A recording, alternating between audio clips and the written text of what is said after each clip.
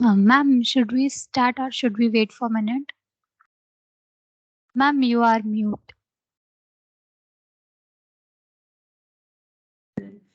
But my machine has hanged. I was knowing Okay. this problem is going to happen. Can you listen to me now? Yes, ma'am. Okay, so you can start by the time, as I said, I have a problem. That is why I was ready with sharing the slide. Okay.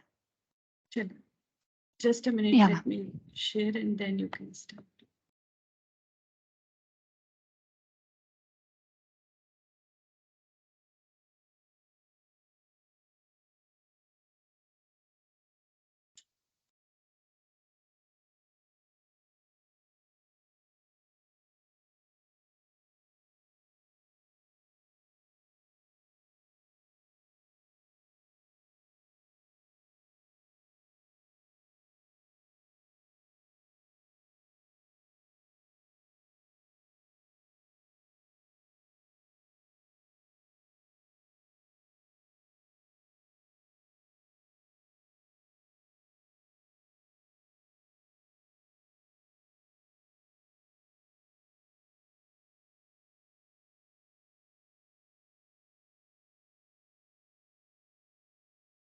a very good evening to one and all.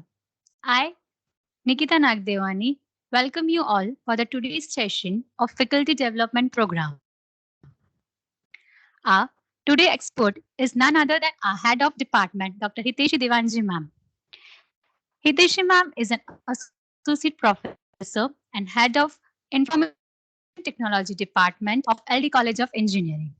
She has pursued her PhD in the area of security in routing and worked on trust-based solution. She has 20 plus years of experience in teaching.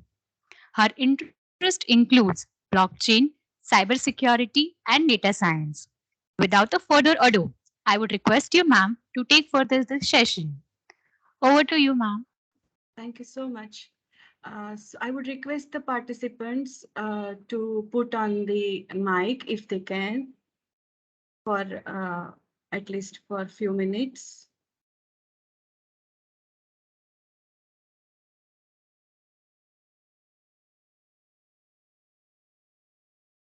Is my PPT?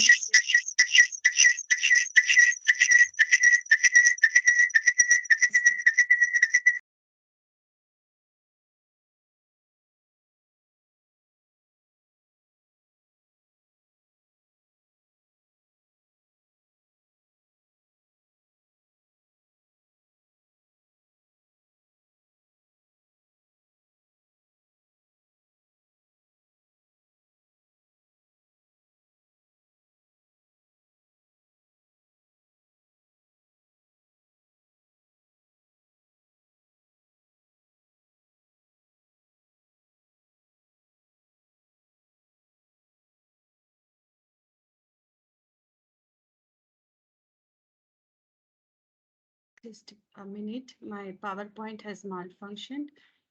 So hold on with me.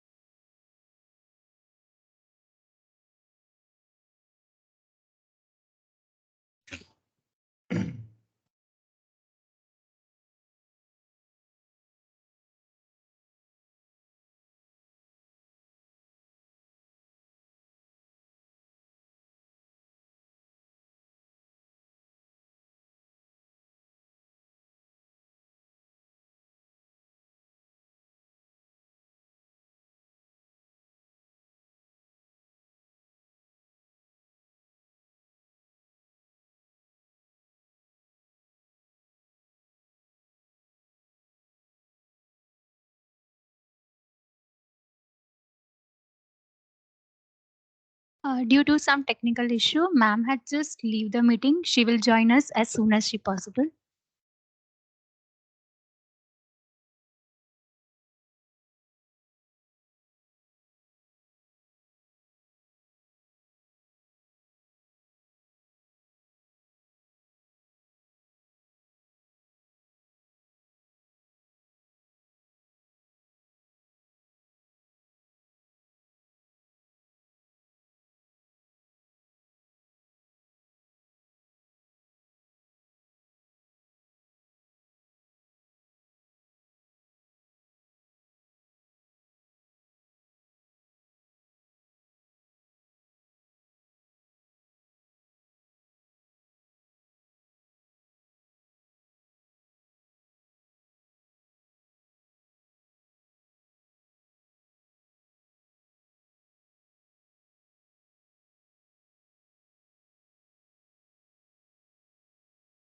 Yeah, Nikita, can you confirm? Can you hear me?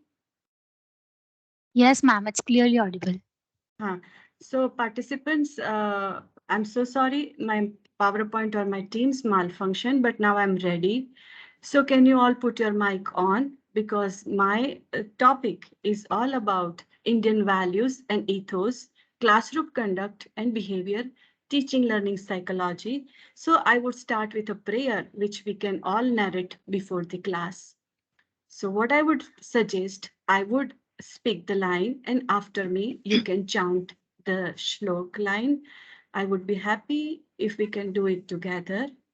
So those who have audio available, can you put your audio on? We will start. Om Sahana Vavatu. सह ॐ सहनावतु सहनावतु Sahano Bhunaktu. सहनौ Sahano भुनक्तु punaktu Sahaviryam Karvavahai. saviryam सवीर्यं karvavahe करवावहै तेजस्विनावधितमस्तु tejasvinavaditamastu तेजस्विनावतीतमस्तु मा विद्विषावहै मा विद्विषावहै vidvishavahe. ॐ शान्तिः शान्तिः शान्तिः Om ॐ shanti शान्तिः shanti shanti. Now you शान्तिः all are wondering why we chanted this shlok, because the meaning is Om, together may we two move. We two means in studies, teacher and the students. So both teacher and students can move forward. Together, may we two, teacher and student, both relish the studies. Together, may we perform our studies with vigor, with deep concentration, and may what has been studied by us be filled with the brilliance of understanding, leading to knowledge. May it not give rise to hostility. Hostility means no strong feeling against somebody due to lack of understanding. Om Shanti, Shanti, Shanti. So this was the prayer before class, which leads to positivity in my class. And now, welcome participants and a very good evening to the session of Indian values and ethos, classroom conduct and behavior, teaching learning psychology. So you all might be wondering that what am I going to take you to the spiritual tour, or am I going to teach you good things or bad things? Am I going to distinguish or am I going to draw a line? No, I'm going to share a thought process. It is you who is going to draw a line between good and bad, between positive and negative. So let's start with my first slide. The that the title says ethos and ethics are the same. or the different? So let's try to find out the answer. First, I would define ethos. So ethos is nothing but an ethical appeal and appeals to your sense of right and wrong. Did I confuse you between ethos and ethics? So ethics would tell you that these are the morals you should have. That means you should have honesty, you should have truthness, you should have non-violence. But the ethos is what? It says you have to decide whether this is an ethical appeal or appeals, and you have to have your sense to decide what is right and wrong. So I have the first example for the ethos. You all see the advertisements, maybe a shampoo advertisement, a soap advertisement, maybe a toothpaste advertisement. So what are the ethos involved in this toothpaste advertisement? So they say they use that the word that this toothpaste is recommended by dentist. So it gives you an appeal that this is the right toothpaste I should use. So if I change the word that by saying that it is recommended by 3 out of the 4 dentists, then you are sure that this is the toothpaste best for me. So this is how the advertisements, they are building ethos in advertising any of the product. Okay, so going further, which are the components of ethos? So in my this presentation, I would be going through the various components of the ethos, and I would be advising you to just keep in mind that, oh, this is the component which is included in ethos. Just keep on arguing with yourself that what I am saying is right or wrong. So my first slide that you can see is the Ram, Sita and Lakshman. The 3 of them are going to the Vanvas. So now today my focus is on Lakshman, that Lakshman decided to give up his all worthy things and he willingly wanted to follow his elder brother, and that too for the 14 years full of hardship in the forest. One more thing I would like to tell you. Do you know that Lakshman did not sleep for a second throughout these 14 years? So can you give me thumbs up if you know the fact? Lakshman, during his tenure of this 14 years, he did not sleep, right? So you know who slept uh, instead of Lakshman? So Urmila, his wife, slept for all 14 years when Lakshman was in Vanvas.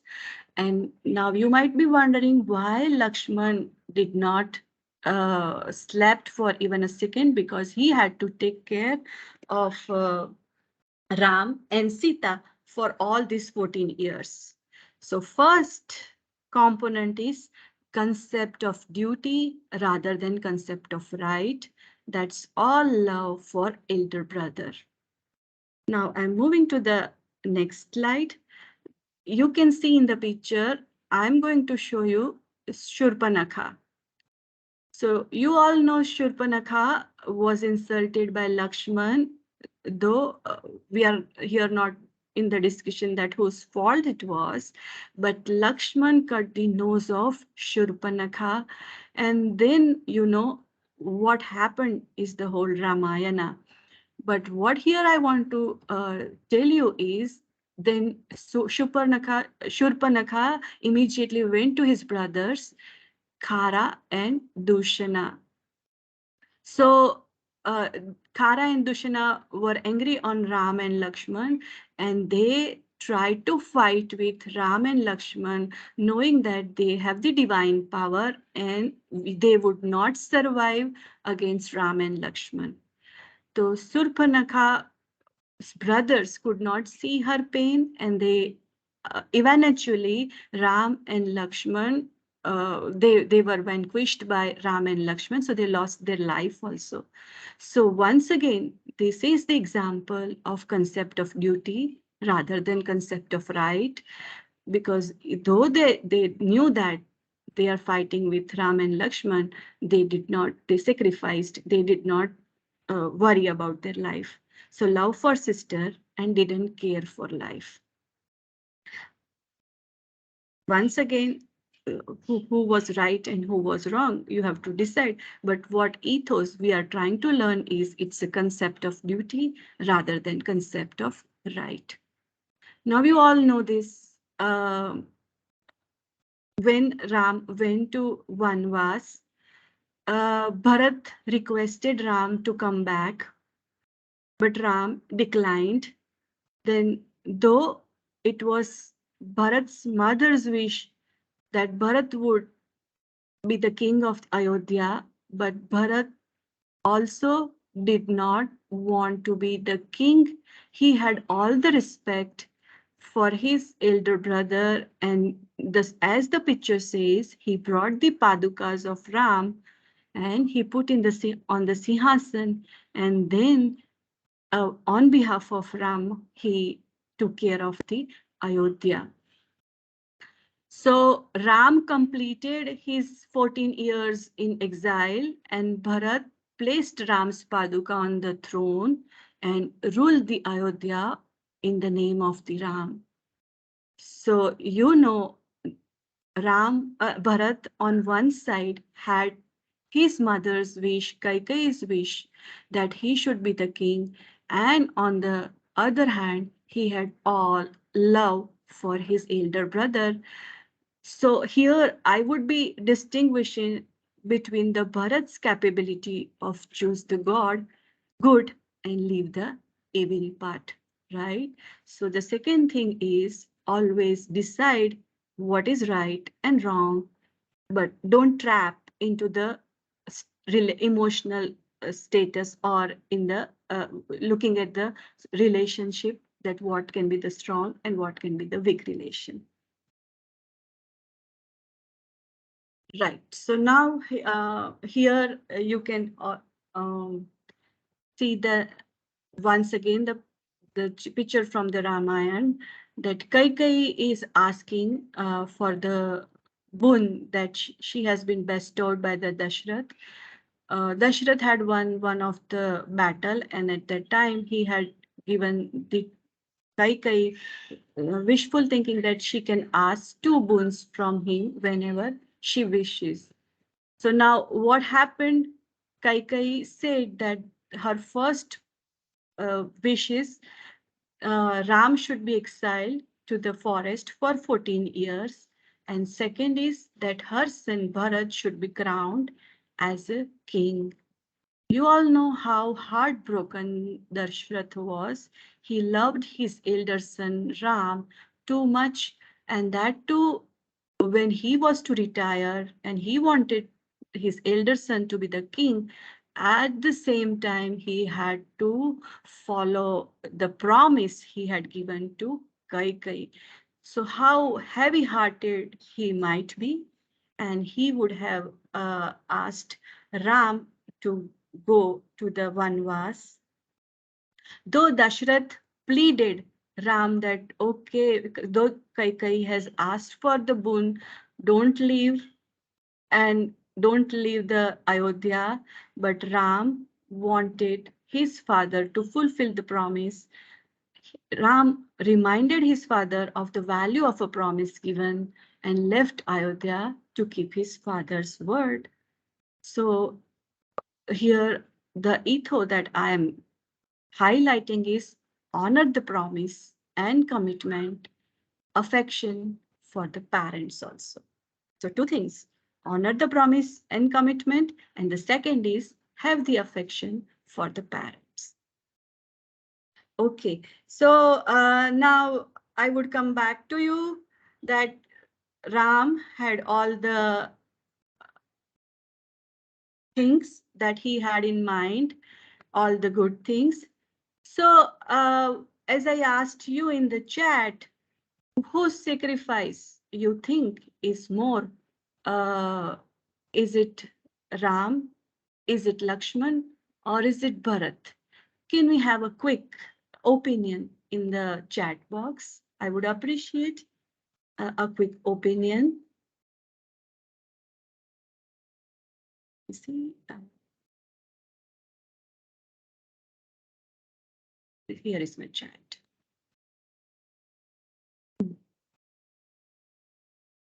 Oh, I'm sorry, I missed it. Ethos equal to moral. Ethos, right. Keep on thinking about is ethos equal to moral.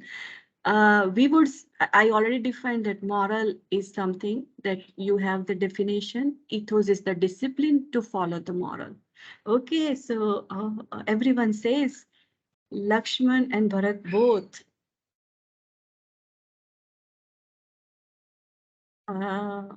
So that is what I'm saying, that everyone has their own opinion to decide that whose sacrifice is larger. So I would go, it's my personal opinion, but I would go with Lakshman. I don't, this is a very logical thinking state, so we cannot say who is right and who is wrong, but those who are saying Lakshman, their thought process is going with me. So thank you for the quick response. So I'm going ahead. This also, the Jatayu, he was it's a bird that we are talking about. He was an aged demigod in the form of a vulture. He saw that Ravana is kidnapping Sita. How powerful Ravan is, that we all know since we have learned the mythology. Uh, he is taking Sita forcefully and paying no attention to the old age, having no mercy. The just Ravan wounded Jatayu, and eventually Jatayu was so sick, so ill, that he could not fly, and he was grounded. Then Ram and Lakshman, while they were looking for the Sita, they came across Jatayu where he was lying, and we have learnt in Ramayana that Jatayu was alive because he had to tell he had to tell Ram about whereabouts of Sita, and when he said Ram about Ravan kidnapping Sita, then he took his last breath. So what we are appreciating here, sacrificing spirit. Jatayu knew that the opposition is powerful than him, still fought, and that was the sacrificing spirit. Right. So this is a Ravana picture. Mahishasur, Ravan, Kans, and other demons. What they are showing us, actually, they are showing us the ego, ahankar.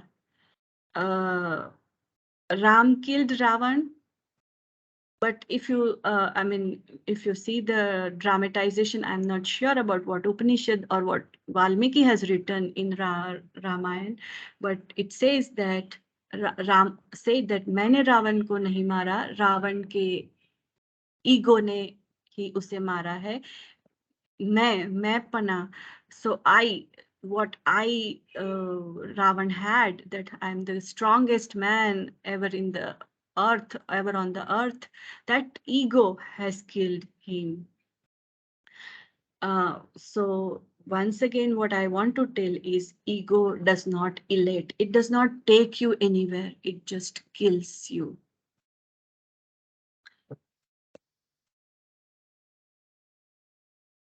So going ahead, this is what surprises us. We all debate, though this is not the topic of today's discussion, but we still debate how years ago Ram and Lakshman could have a bridge, that too made up of stones, and they could cross the whole, I think, ocean, right? but that's not the question. That's the technical thing. We are going to talk about who built this bridge. So quickly, I would come to the chat box. Do you know who was behind building the bridge?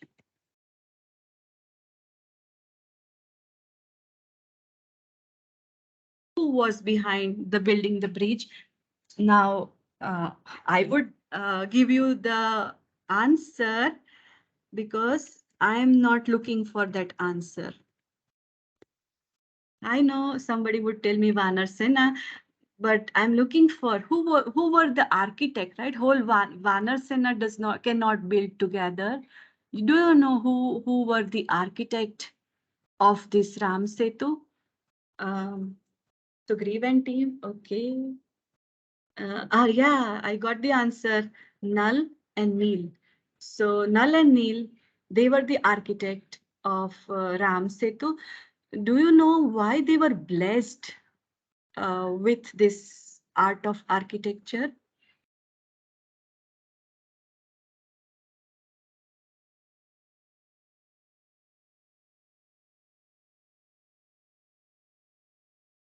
Right. My question is, Nal and Neil, absolutely correct. They were the architect. But do you know the reason why they could have acquired this art of architecture? Because they were sons of Vishwakarma, who himself is an architect, was an architect, and they had imbibed it from their father. Okay, so a picture says a lot of work. Uh, you all know Vanar Kingdom. When Hanuman was the one who found out that where actually Sita is in Ashokvan. So as Manisha ma'am was saying, Sugriv calls a meeting of his important ministers. Who all were the ministers? Hanuman, the strong Mahabali, Jamavant, the wise bear, and Nal and Neel, the Vanar architects, and Angad the steady, right? So I hope you got it. What I was looking for, Nal and Neil, they were the architects, and Angad the steady. So he was one who had a firm opinion how to go ahead with the strategy. The bridge, just to put a point, the research says the stones used in the bridge were made up of the limestones, such that they do not they float on the water and they do not get drawn into the water. So of course we are talking about the bridge that built by Vanarsena. Of course, instructions from Nal, and the whole purpose was to reach to Sita. And the question here is, teamwork wins, not an individual effort.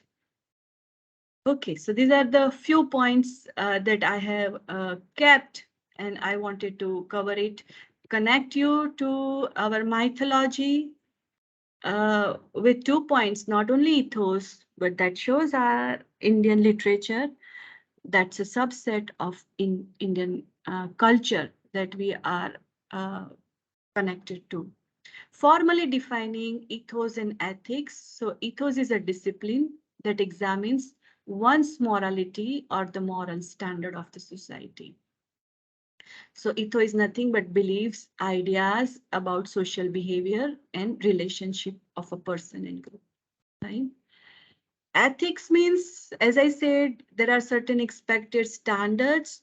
Maybe who has built those standards? We don't know. It has come from generations, right? In terms of your personal and social welfare, right? The one what I can tell is one that we cannot shout. We can shout at our mother, but we cannot shout at our father. So that's the ethics that have been built, because we more like mother is more like friend and father is more like who would govern us with the rules. Am I right? What is your opinion? कि sons of Vishwakarma, good Dhaval sir. And Vishwakarma was the architect. And now I'm coming back to you. What do you say? Who is more friendly? Again, it's a debatable point, so I would not conclude anything. Uh, ah, so I have got already an answer. But if we have more opinion, a debate can be in our mind, mother or father, who is mother is internal in home, so more close to moral value. Good, good. For girls, it's a father. Oh, oh.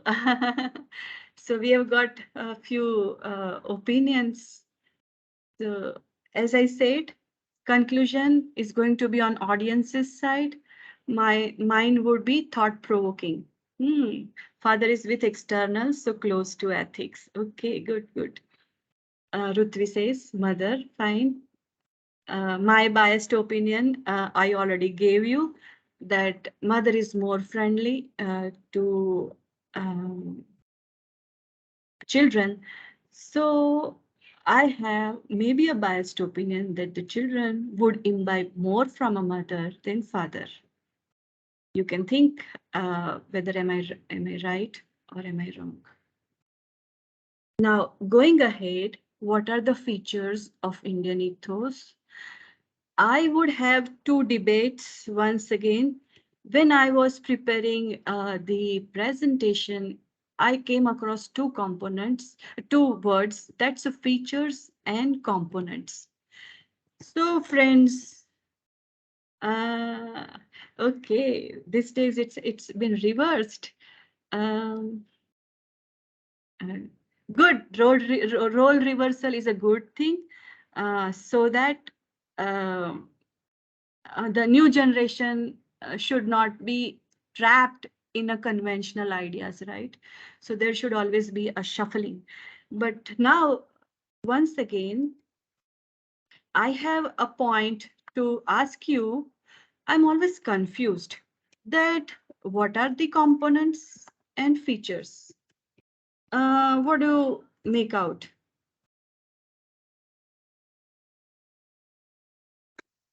When I say components of ethos and features of ethos, what would be the distinguishing point? Because when we are talking about some logical thing, we came across two dictionary words, components and features. Okay, maybe you all are confused because directly it's a morality. Sir, morality is what we are going to define through components and features. So feature says simplicity and purity. So when I say ethos, features of ethos, you would include simplicity and purity. And sir, morality is the overall thing that we are looking for through either ethics or ethos, right? Okay, so let me go back to my discussion because I think we really are confused. So features of Indian ethos. So one is divinity, right? Why did we start with shlok? Because we had to have a positive vibration in our class. So not only I wanted my participants to learn maximum, but I wanted them to learn with a positive thought. So it's a divinity, which is the feature of Indian ethos. Balance or equilibrium, right? So now, you know, we already discussed that Ram had to take a decision that whether to stay back or whether to follow the promise.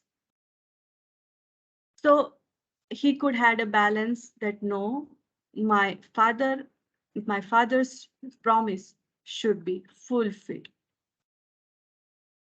Balance of personal and work life.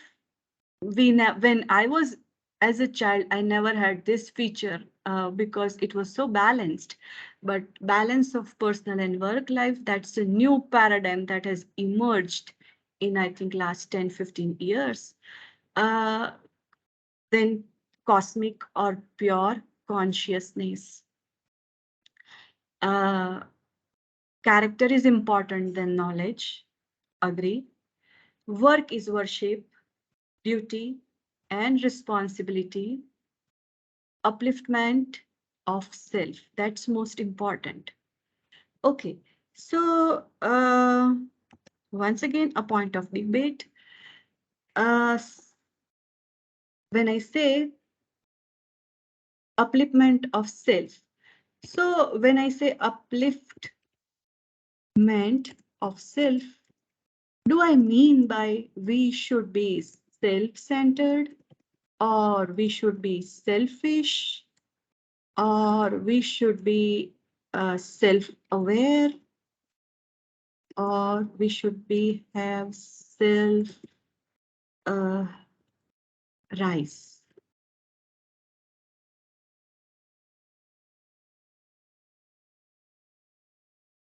Upliftment of self.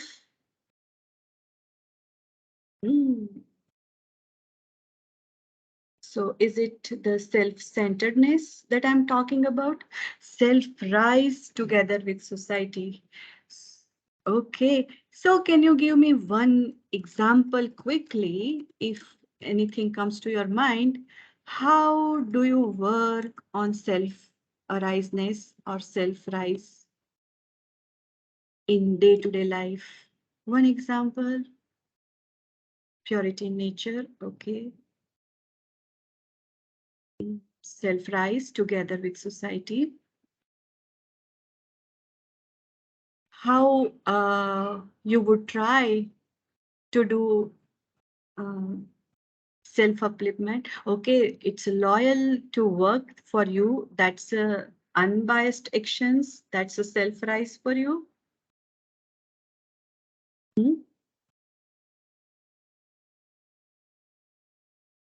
Okay, so now we all are engineers. A quick engineering.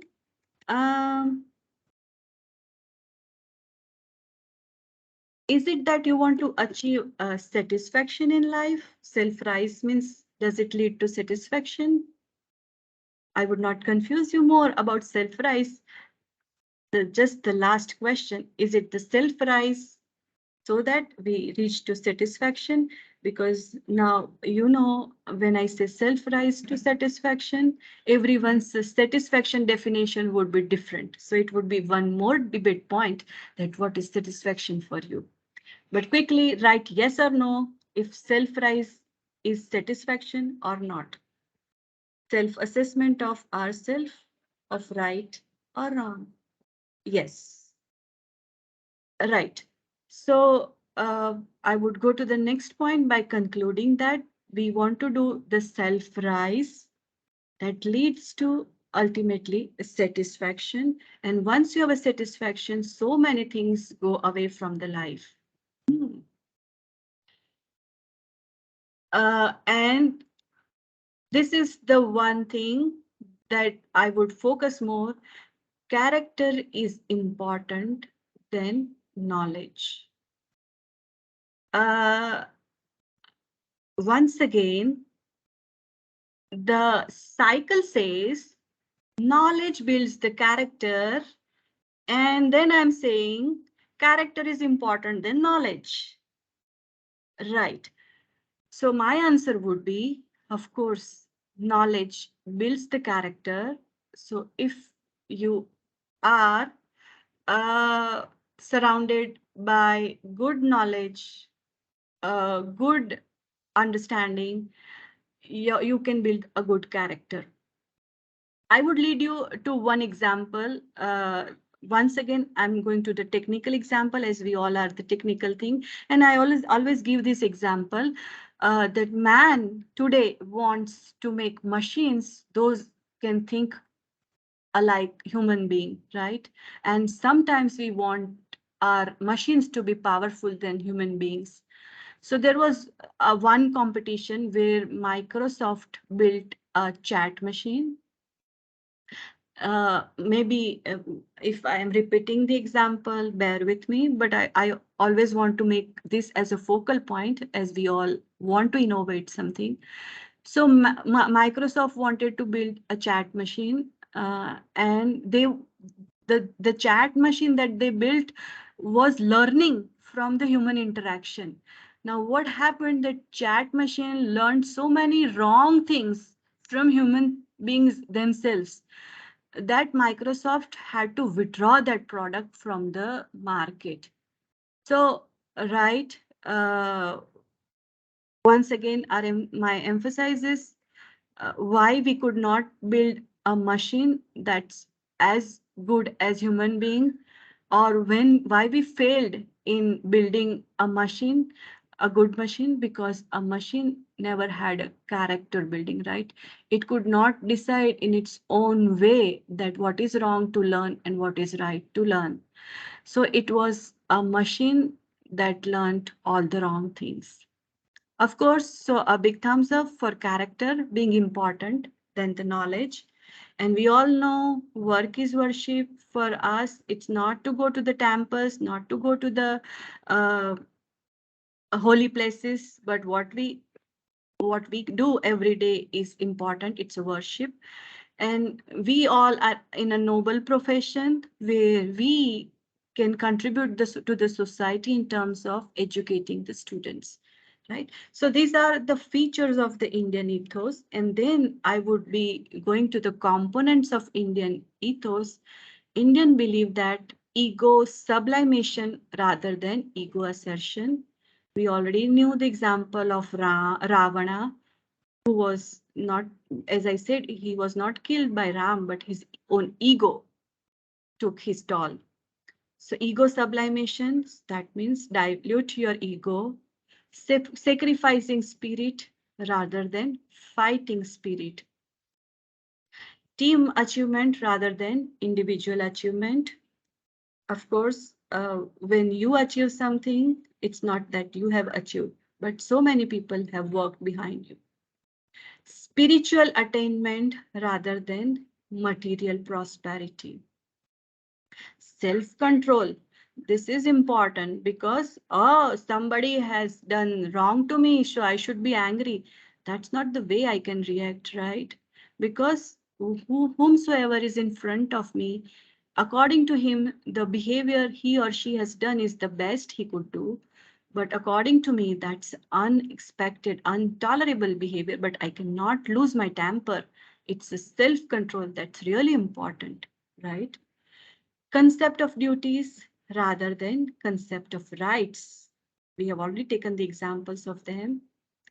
Yielding rather than snatching. So what is yielding? You saw something so that you can get those things rather than take away the things from others. Concern for this age world and improvement. Respect for and search for all truth, whatever be its source. Uh, so sometimes what happens, we get trapped into what others are saying to us, but we should go to the truth, right? Especially when we are dealing with the student community, we should always try to find out the truth behind what the students are saying to us. Because for one student would tell you something, the other student would tell you other thing. Choose the good and leave the evil. So this also we have seen, and honor the promise and the commitment. Once again, today we had a small discussion in our department. I would like to get into your opinion. Should we ask a student to go for a big package or small package but satisfactory work? So ideally, I know the answer.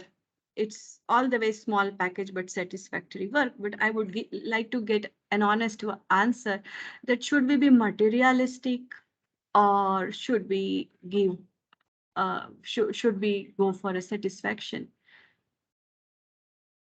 What do you say? Because the whole world has changed. uh, I would tell you one more term that has been used nowadays in IT companies. Right. So I have some opinions. Small package with full knowledge and experience. Initially, student goes for a big package. That's the truth. I would ask, don't think of package, but master your work. Good, sir. I agree with Nikun, sir, because once you master the work, package is all what would be behind you.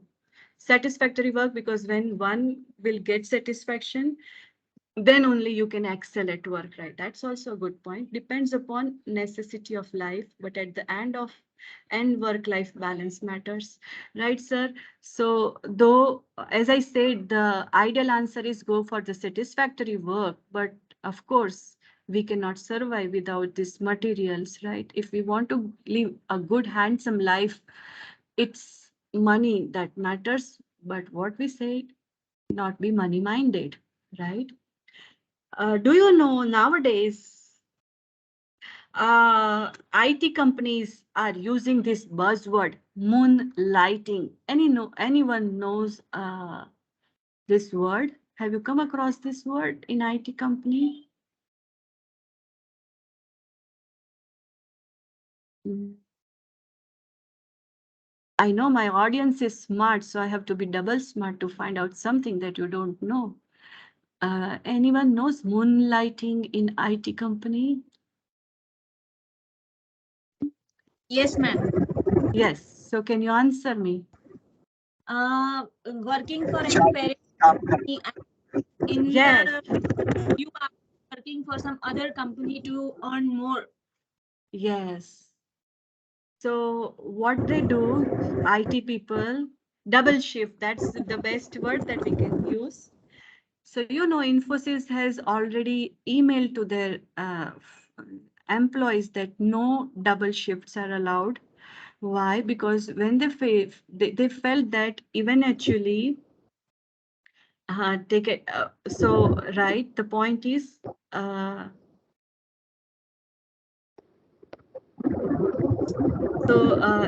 right, I agree that moonlighting is the second job that the students are doing, or I'm sorry, the employees are doing.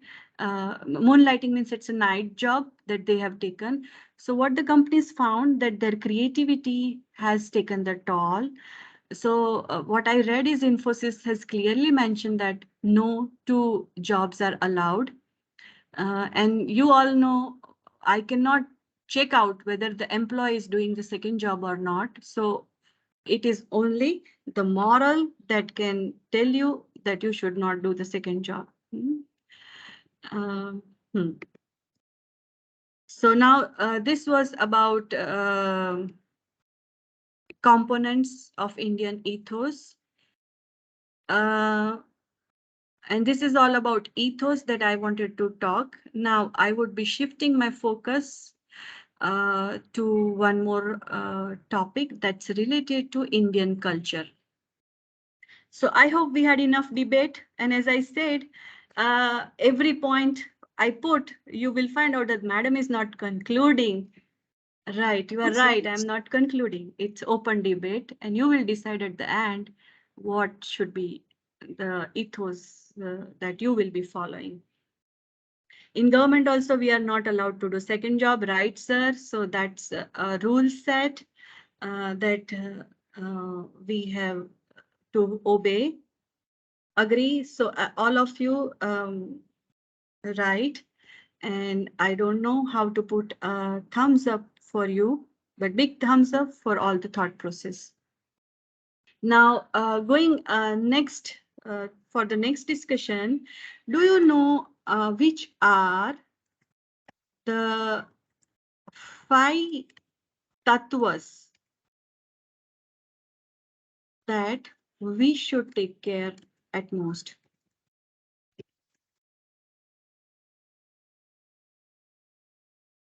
five tattvas that we should take care at most. Just to give you a hint, one is Akash. What are the other things? अग्नि Jal. हाँ ma'am. अग्नि वायु Hmm. जल Hmm.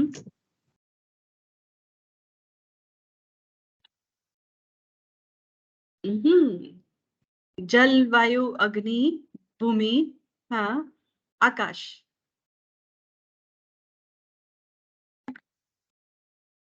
And पानी, हाँ, water. Okay. So let me just put it. Akash, Agni, Jal, Vayu, and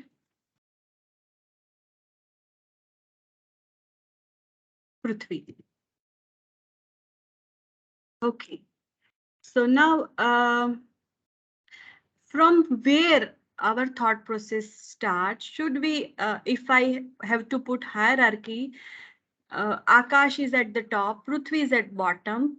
So how a human body is formed, from Akash to Prithvi it goes, or does it go from Prithvi to Akash?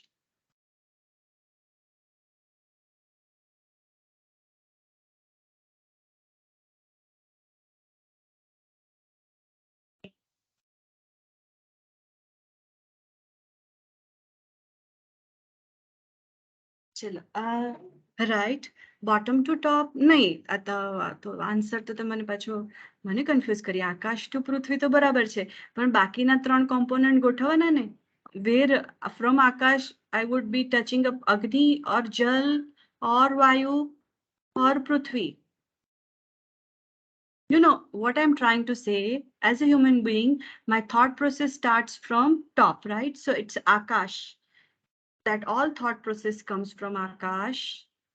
So now who next plays the role? Is it Jal? Is it Vayu? Is it Agni? Who plays the role next? Then next, and then next. Okay, sir has answered Vayu. Okay. I have now debate. Is it Vayu or Agni? Okay. Akash, Vayu, Agni, Jal, and Prithvi. Vayu, Agni, and Jal. From Akash to Vayu, from Agni to Jal. Okay. Let's try.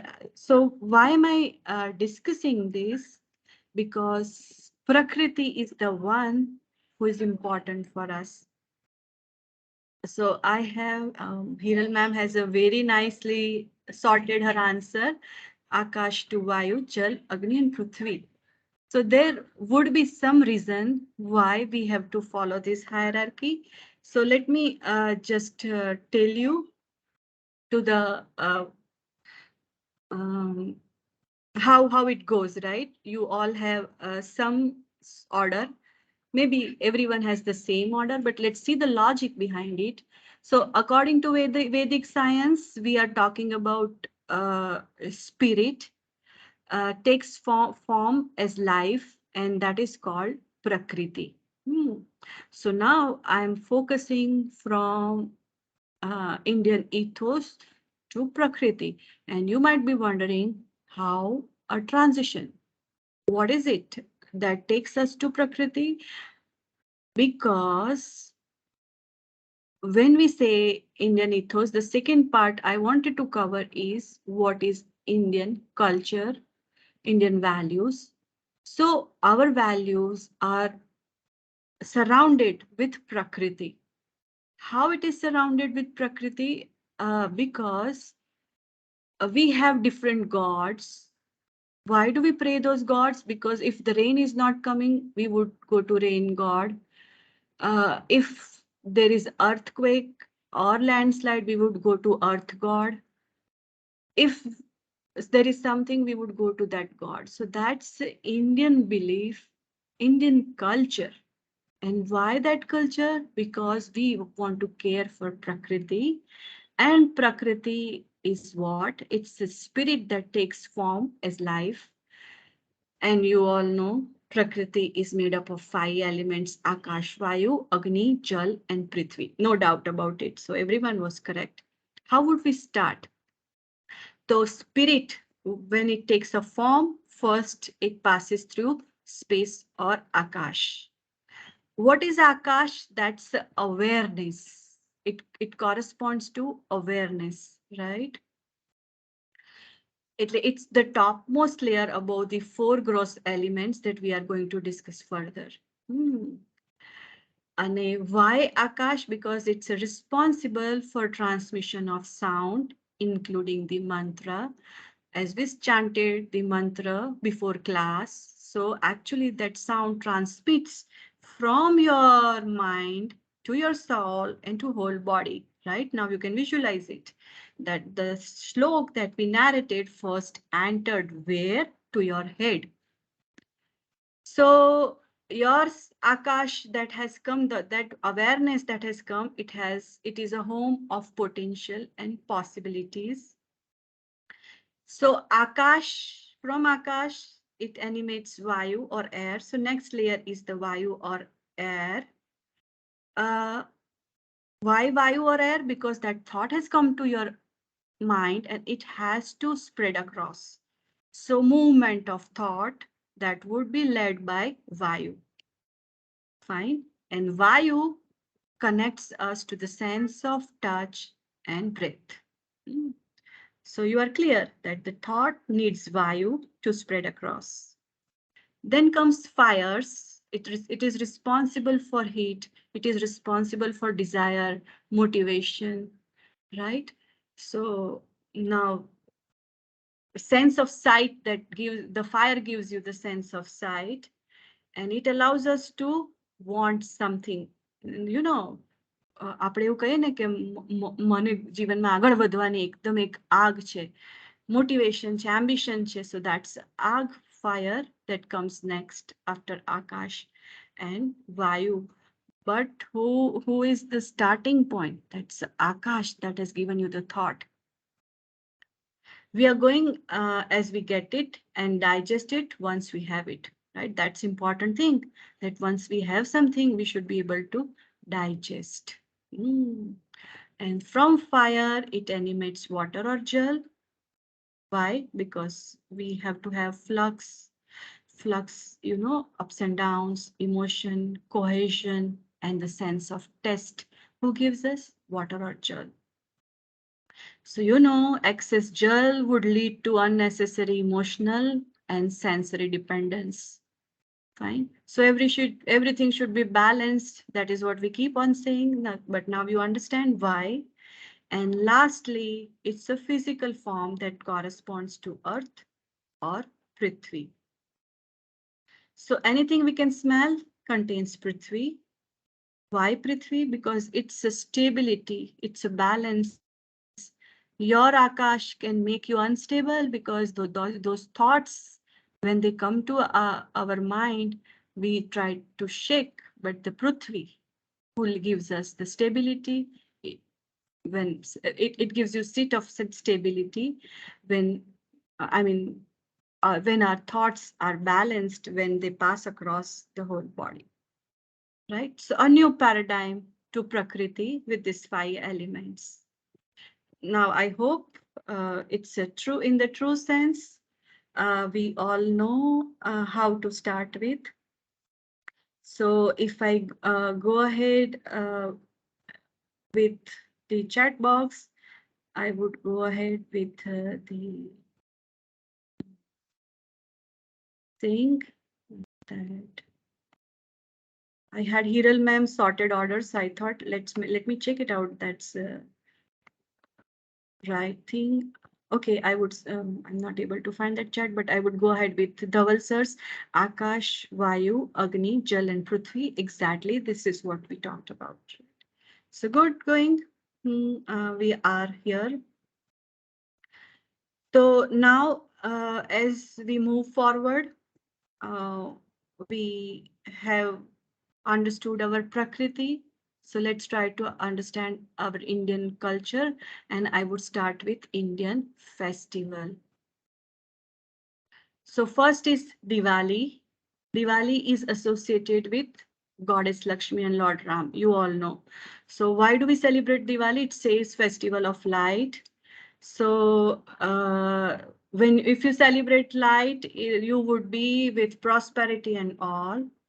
Holi is the festival of colors. It's a festival that celebrates the arrival of spring.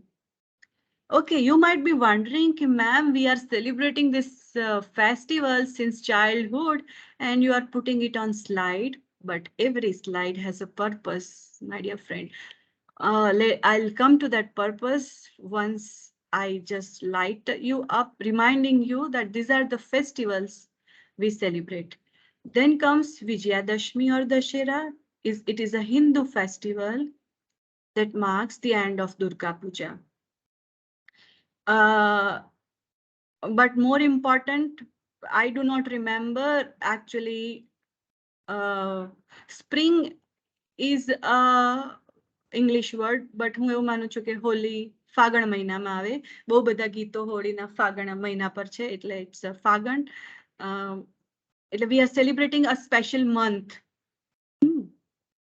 અને Vijayadashami or Dussehra it signifies the victory of Lord Ram over Ravan. So now my question. Why you all are celebrating so many festivals? Why on my slide I kept Diwali, Holi and Vijayadashmi? What I want to tell you by this, any point,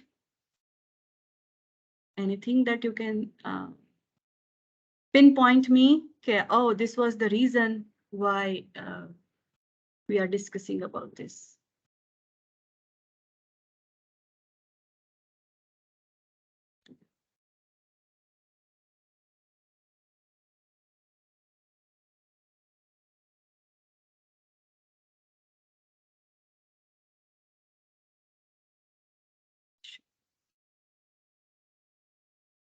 So anything you can make out from why I'm saying these three festivals? Which point I want to put or prove?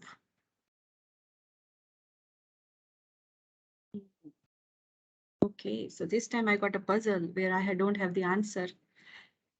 Right, so if you check in Indian culture, we celebrate the festivals for different reasons. Right, Diwali, we said prosperity, and it was the return of Lord Ram. Holi, we are celebrating because we want to welcome the season of flowers. So we are celebrating a season. Vijayadashmi, we celebrate because we want that no longer the evil things should prevail. So I want to say that we have different festivals for different reasons. And that is why Indian culture is so important, that everything has some significance. Going ahead, Durga Puja commemorates the victory of Goddess Durga over Mahishasur. So once again, it's like Dashera, where we celebrate the victory over Ravan.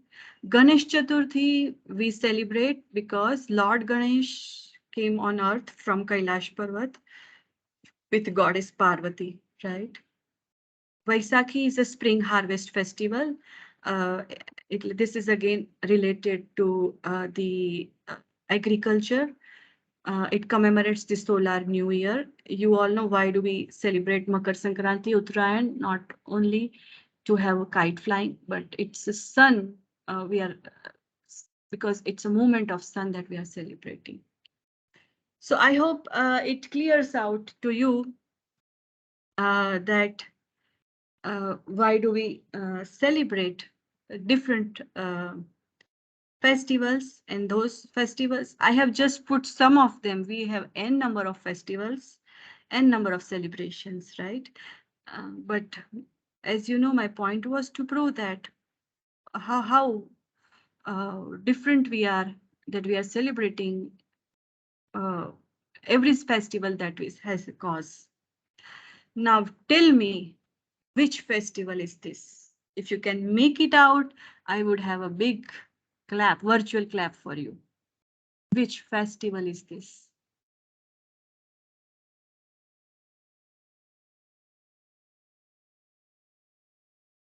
So if you have seen the slide, should I move to chat to look at the answer?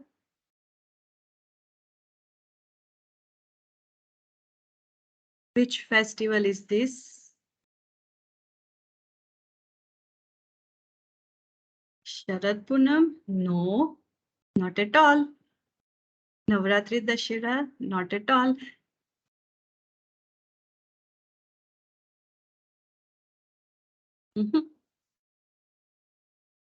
Wrong. Not Dashera. It's not Dashera. It's not Sharad Punam. It's not Navratri. એકદમ અઘરું જ હું શોધી લાવી છું because I didn't know that. Janmashtami? No, madam. No. Janmashtami, how can we celebrate without Lord Krishna? I cannot see Lord Krishna here. So no Janmashtami.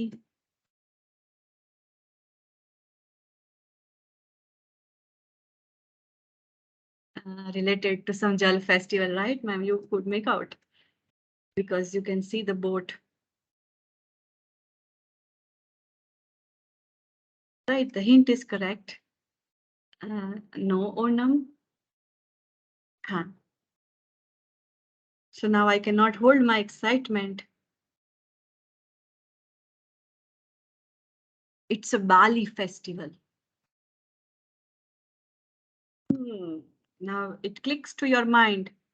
When I say Bali festival, where on earth Bali is? Where on earth? Indonesia. So how we are connected to Bali? Why should we celebrate Bali festival? So the answer is in Odisha, through the oceans, we used to have a business till Indonesia, Bali. So that is why in Odisha, they are celebrating the Bali festival. How did I come across this? So we have a very good website that's called https://indianculture.gov.in. I would like to take you to this. It's a very nice site, which I came across when I had to, because I had to show you something.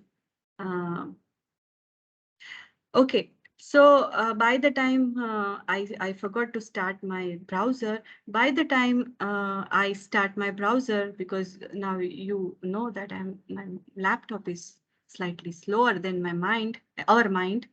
So I'll take a time, 2 minutes. Do you know any unique festival that we have not come across? If you can pinpoint, I would be happy. Any new festival that maybe we don't know?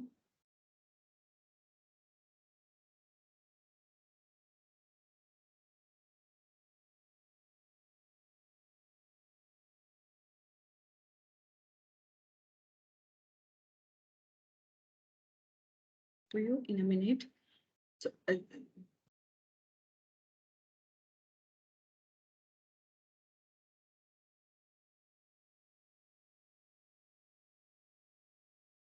it's a very good website. It says .gov.in, so must be maintained by Ministry of Culture. So by the time it gets loaded. So this is all about the Bali Yatra, and I was saying that a festival that commemorates rich maritime history of Odisha throughout the state, right? A week-long event is organized starting from day of Kartika Purnima. So this is the whole story about who started this, but you know, it says that in older times, people used to do business till the Indonesia, and this is the map they have shown how from Kalinga they all went to Bali. Of course, this is also Indian culture that has been put up. So this is the picture I kept on my slide. So let me come to first the slideshow. If you have anything surprise for us, that new thing for us.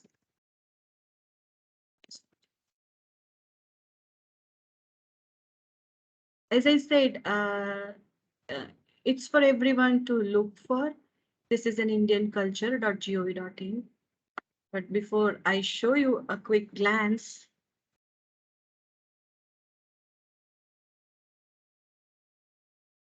Martino in space, right?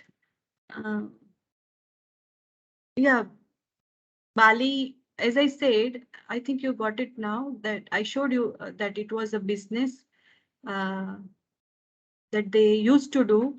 And you know, in our culture, business was the most important thing that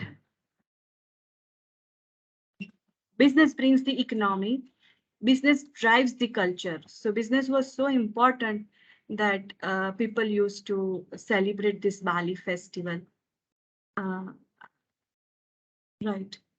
Have I answered why Bali is celebrated for?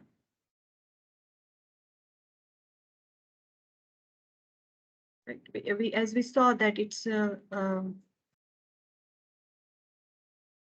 Kartika Purnima that they are celebrating. I hope I have answered the question. Okay. Hope you are clear why Bali. Because there used to be the business and they celebrate.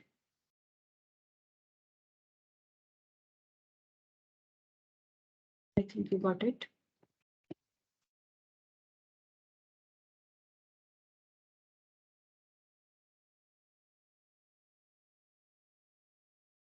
Okay, I hope I'm connected to you. If anyone can confirm. Yes, ma'am. Okay, so I hope everyone got it why it's a Bali festival. I was taking you through the indianculture.gov.in.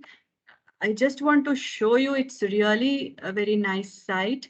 Suppose you go to Northeast Archive, I would pinpoint a few things quickly. I don't know how much my laptop would support, but you can see and see the description of what is the culture and heritage, how it works, and the important points. Those are there in the Northeast. I wanted to show you a one amazing thing. That's a virtual walkthrough.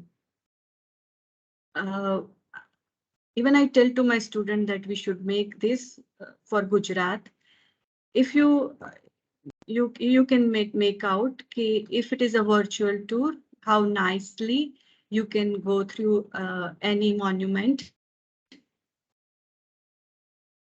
through a visual tour, right? You can take a virtual tour of Hampi. By the way, I would quickly browse through, right? We are not here to see the videos, and my, I think, laptop and bandwidth would also not permit me to show you the virtual tour. Let's see how nice it is.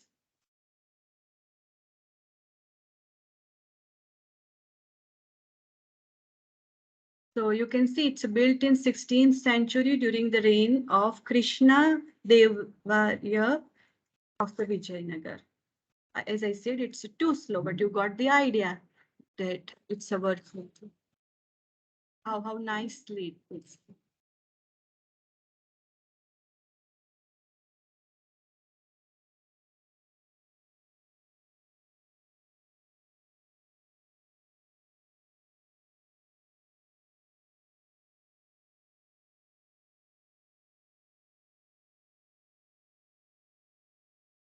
It sounds amazing, right? You would like to finish the whole tour, but I had to show you what all things you can view and how nicely they are represented.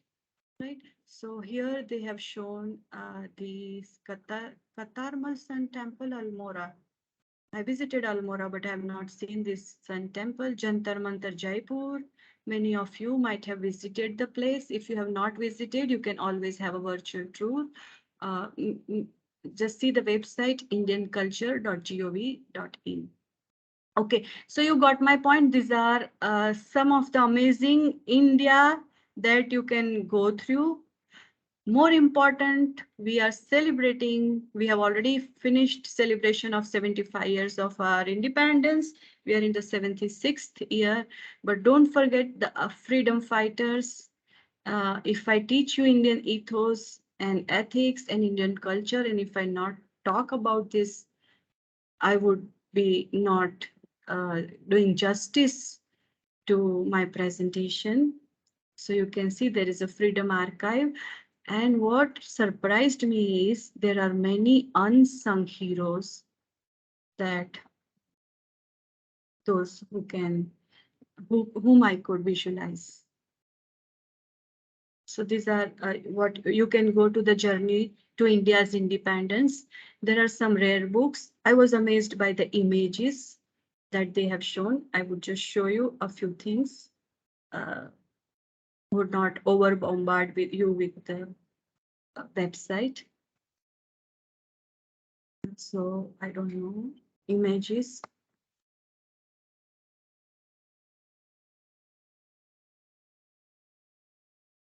I don't know whether it has been loaded or not. But there was some image, okay, how India was, we got a freedom at midnight, right? So there are some pictures that shows our freedom scenario, picture that shows Jawaharlal Nehru, who was addressing the nation. Quickly, I would look at it.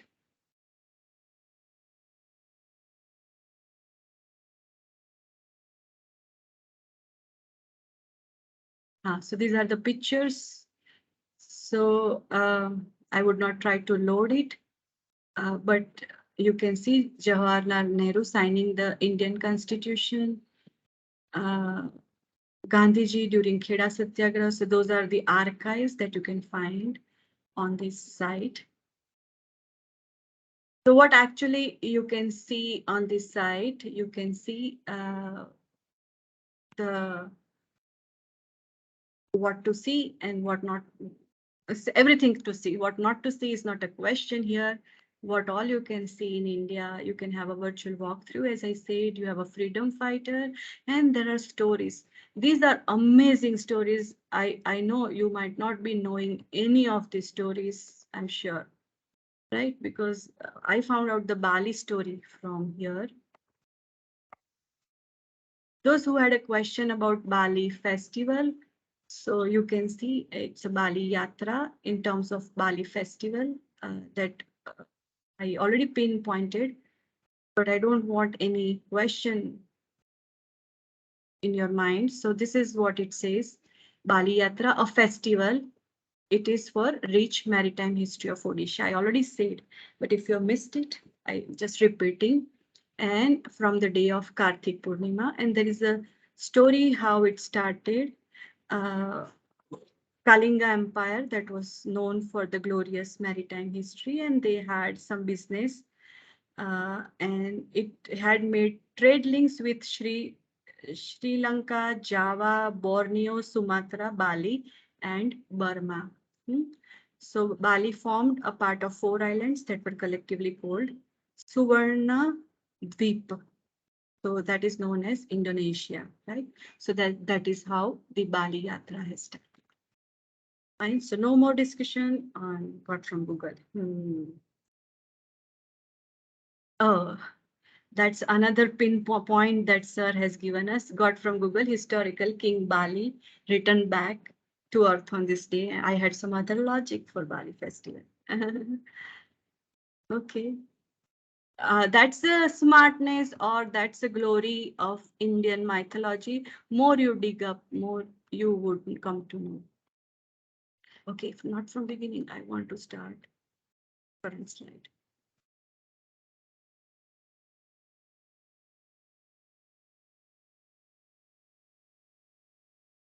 So that was the second part of my discussion. That's Indian values, ethos. Indian values, I was mostly focusing on the Indian culture that gives us values, Indian festivals that adds to it. And last part of my discussion is classroom conduct and behavior, teaching learning psychology. So first is the WARC model. So there are four main types of learners: visual, auditory, reading, writing, and kinesthetic. So we all know what is visual, what is auditory, what is reading, writing, and what is, nah, this fourth word is new for me, kinesthetic. So I also came across this term when I was looking for my research on classroom conduct and behavior. Watch someone else perform the skill and then trying it yourself.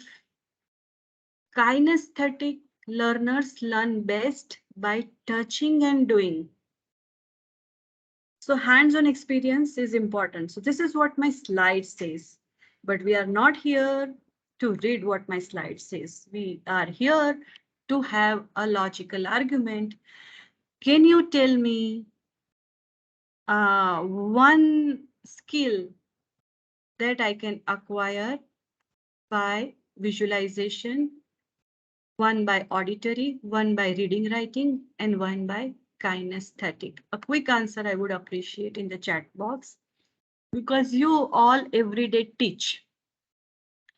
So tell me, okay, if I'm trying to teach any topic, okay, let's take today's example. If I would not have put a slide of Ramayana and I would just have told this story, would it be effective, or visualization gives more impact to my audio? What do you suggest?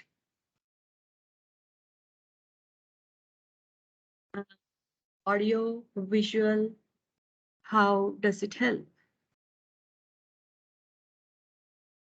Kinesthetic. Touch and feel, that's what we are trying to prove by kinesthetic. So I want an example of a topic where I need to use kinesthetic to teach the topic. But first, I was just checking the feedback. So what is kinesthetic? Oh, when you drive, okay, you have touch and feel, it would be better. Oh, swimming, fine. Touch and feel would be better. Because audio would not help in driving. Auditory would not only help, reading, writing never helps in driving and swimming. Okay, so you would be really would like to experiment your driving and swimming so that it's a kinesthetic learning. Acting, stage performance, that can be visual, sir, or that can be an audio. Oh, cooking also touch and feel. Okay, Manisha ma'am. So how about touching red chili?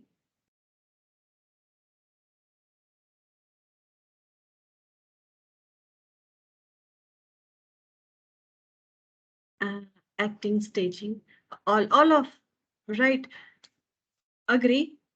Now I'm just modifying my question that whatever topics we teach, in which topic you can only go ahead with audio, only go ahead with video, only go ahead with reading, writing, or you need kinesthetic. So in our day-to-day teaching, right, we teach a topic, those are all related to computers, right? So do we need any touch and feel, or is it okay?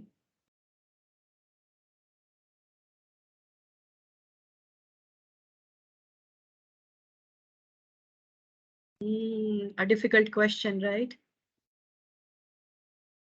Audio is telephone conversion, sir, right? You are giving me real life example, but now I have narrowed down my question that in your day-to-day teaching, what is impactful? Audio, visual, reading, writing, or kinesthetic? So when we do, of course, ma'am. So now when you say whatever option you give in practical session, we need, okay, we need to touch the keyboard and mouse, but do we learn anything by touching keyboard and mouse?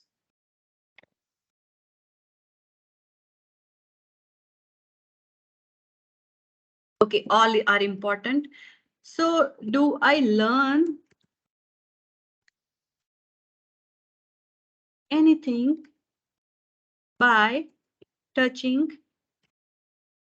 a CPU or hard disk or SMPS?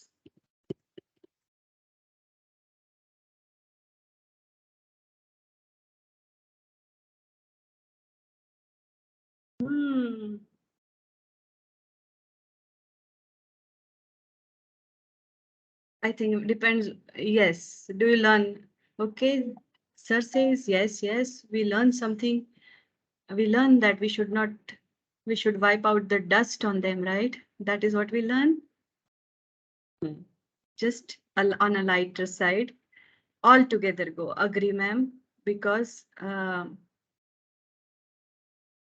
it goes all together. I fully agree with you that it should be a blending of audio, video, reading, writing, and kinesthetic. The learning is not finished if we don't have all the experience. Right. So my question was that when we touch the CPU, when we touch the keyboard, or when we touch the mouse, we learn something, right? We learn because mouse has one button, left button, right button, scrolling. Fine. So touching also helps us in learning. So classroom conduct and behavior, teaching learning psychology. So I wanted to teach you a student's psychology maybe. They may learn through visuals, they may learn through auditory, reading, writing, or they may learn through kinesthetic. And you all said we should have all four imbibed in our teaching.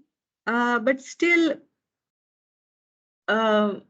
my question is, when you would choose to have visualization, when you would have to go ahead with audio, when you would like students to just read and write, read and put a point by all themselves. Agree, that all comes by experience, right? So initially we start with what we have, and then we improve our classroom teaching learning. So once again, I said that it's a debate. Conclude all five senses giving complete understanding, which results into gaining knowledge.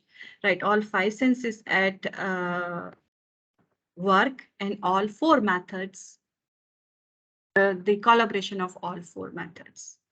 So going ahead, what psychologists think someone learns something how? Now we started with ethos, we had all fun with cultures, and now to some serious thought process, psychology of students. Why? Because when ultimately you might be going to the class and saying when you enter the class, you might be saying to the students, when I go to the class, I say that now no talking in the class, I'm here. Then you might have the second rule, no use of mobile when I'm in the class. Third rule in the class, maybe you might be saying that you cannot murmur, or you cannot look into others' book. You have to pay attention to your book only. So there might be some rules set.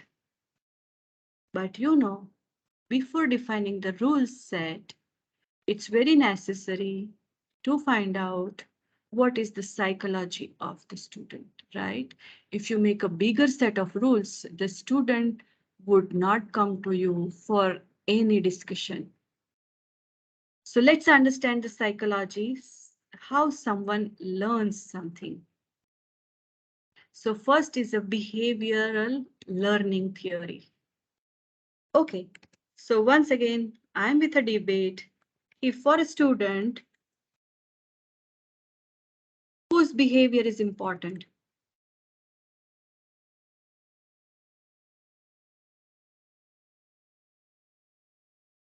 a teacher or parent, whom he is observing, whom he is absorbing. Teacher, right? Both. Then ma'am, student would get confused to follow parent or teacher. Those who are answering both, he would be confused because he would not have that decision power that I should take this quality of from teacher, this quality should from parent. At home parent and at school teacher, ma'am, you are trying to make your students smarter. Before going to the first psychology is the psychology is built from home, right? So I believe that the student follows his parent. It just become role model for student. Maybe become role model, ma'am. I would like to tell you, you teacher become a role model if he has that quality which he can appreciate in teacher. Then a teacher can be a role model. Teacher are appointed for correct learning. We all know, sir, that we always try to give a good learning, correct learning. But the question is whose behavior they imbibe. So according to me, the whole behavioral pattern is built from genes, from home. And then when it comes to teacher, that is polished. I mean, they have that this teacher's quality is good, then I should imbibe it. But that good magnetism comes from where? From that genes, from the grooming at home. Okay, so we had a debate. I would go with the answer parent. Once again, that's my logic. So behavior learning pattern, but a teacher should know that his or her behavior is monitored by the student, right?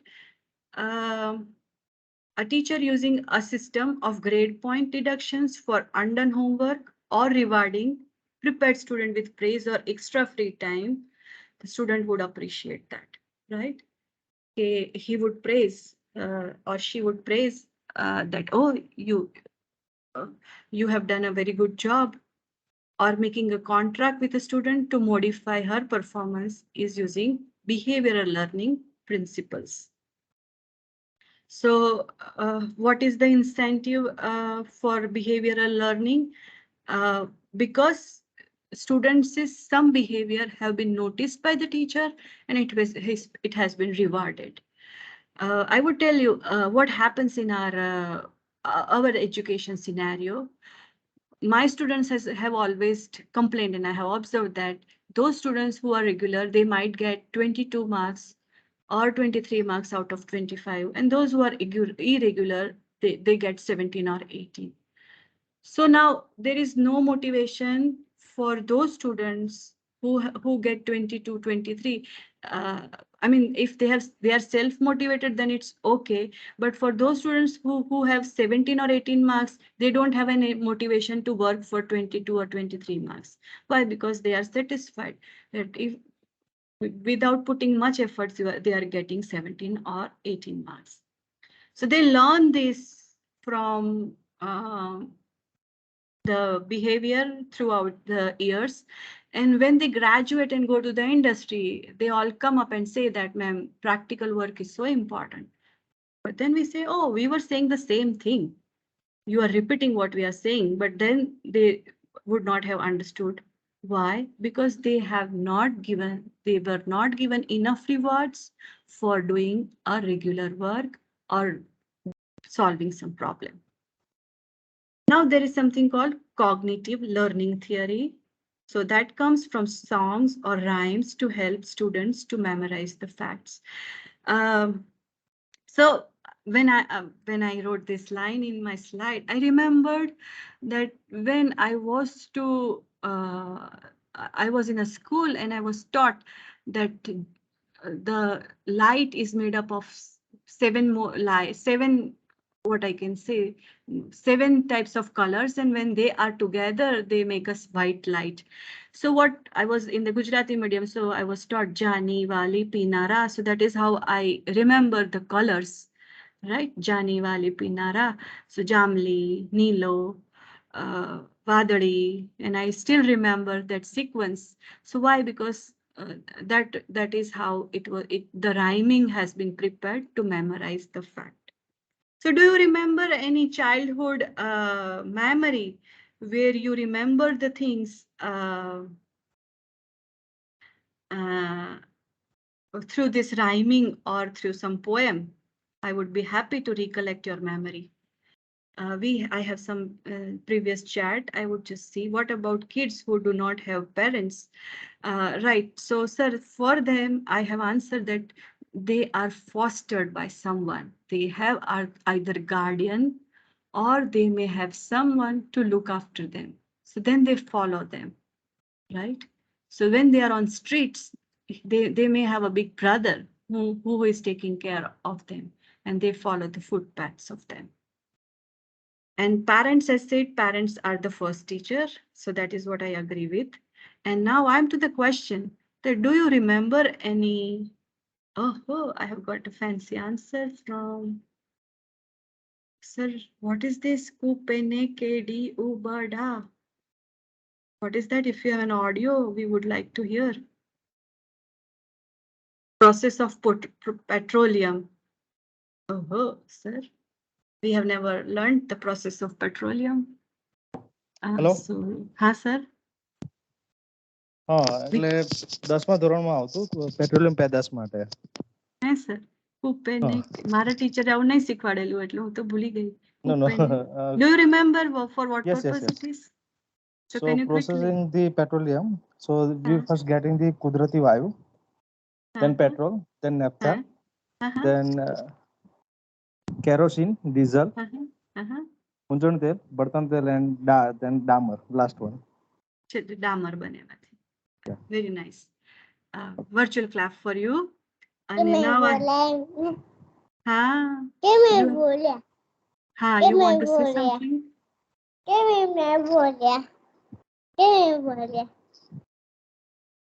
Okay. Now I have from Jinal Hahi Li Bebo Kana. What is that? Nirmal has Parth has same periodic table. આટલું આખું periodic table Ma'am, આવે it's તો યાદ રાખ્યું. hydrogen, helium, lithium. Yes, kind of that. ઓ બાપરે એ તો બહુ મોટું ટેબલ બને periodic table તો બહુ મોટું હતું. Yes. મને 20 સુધી યાદ છે એનું. ચાલો તો હવે આ મને કેટલા જણને કક્કો બારાકડી યાદ છે? ક ખ ગ ચ છ. Very good. ચલો ગુડ. મેં આવી રીતે નહોતું યાદ રાખ્યું એટલે I appreciate. Oh, Niranjan sir has a big thumbs up. He knows kakko barakdi, and Dhaval sir also. Okay, sir, I'm not going to take the test, but once again, a virtual clap for you. Because everyone has memorized A, B, C, D, E, F, G, H, but very few of us knows ka, kha, ga, cha, cha. Good. So here we have cognitive learning. I cleared my 7th standard years ago, but still I remember Jani Wali Pinara. So that's a cognitive learning theory, songs or rhymes that we prepared to learn. Constructivity learning theory. So here the learner has some prior knowledge and he would add to the experience and there would be a full ownership by newly constructing the learning in his brain, right? So we had some prior knowledge. So for example, if I want to find out that this railway track would be damaged due to flood, so what I had to remember, મારું prior knowledge શું હોવું જોઈએ કે why the flood comes, because the water level has risen above some capacity. પછી મારું બીજું knowledge શું આવ્યું કે it all depends on the width of the river, કે river ની width જો વધારે હોય તો પાણીની સપાટી ઓછી ઊંચી ચડે અને ઓછું પૂર આવવાની શક્યતા છે. જો નદીની width ઓછી હોય તો પાણીની સપાટી ઊંચી આવે અને floodની શક્યતા વધારે છે અને રેલવે ટ્રેકને નુકસાન થાય. So this is a constructive learning I have built in my mind with my some prior knowledge, that if I want to find out how, which or what level railway tracks are damaged near the river, so I had to apply and I built the theory. And inquiry based learning, that says a teacher is using some interdisciplinary approach to a subject. It also pulls together the related art, reading from the history all together, and then generates the inquisitiveness in the student, and that is called inquiry-based learning theory. Okay, so here I am. Sir has all whole table in mind. So a big applause not only to the answer, but the memory that you have for remembering all these things. And I want how you would be imbibing inquiry-based learning. So before you answer, I have an answer that how many of you go to the class, take a chalk and start writing on the board that I'm going to today teach you the concept of stack. How does the stack work? That we will see first. The stack works in a LIFO manner, last in, first out. Whatever is entered last would come out first. Okay, you said this, but the student is not knowing that what he is to remember after this class, because you never created the inquisitiveness in the student, that why we are teaching this topic. So I have learned that if you have inquiry-based learning where you can put some questions from the real life application, that we all know, I have read when I teach the stack, I know the example that there are piled up trays, and if you have to get the first tray, that would be the last tray that you have kept on the stack. So you can start with the inquisitiveness, that how there is a pile of tray, and which tray you would pull out the first, and which tray you have put the first. So that creates some thought process. And then you start teach the stack, then it would be more fruitful that he can correlate the theoretical concept to the practical aspect of stack. I know, even if you ask students, they do remember that stack is it works in a LIFO manner, but they can't correlate it to the real life. So that is why I'm giving this example, but there are many difficult concepts also that they are difficult to digest. So I always think that if we put up the questions that we are going to answer at the end of the session, that would help student to get into the discussion that what we are answering at this stage of time. So now open to you, open platform. Do you think of any inquiry-based learning? If you can just tell a topic and one question, I would appreciate.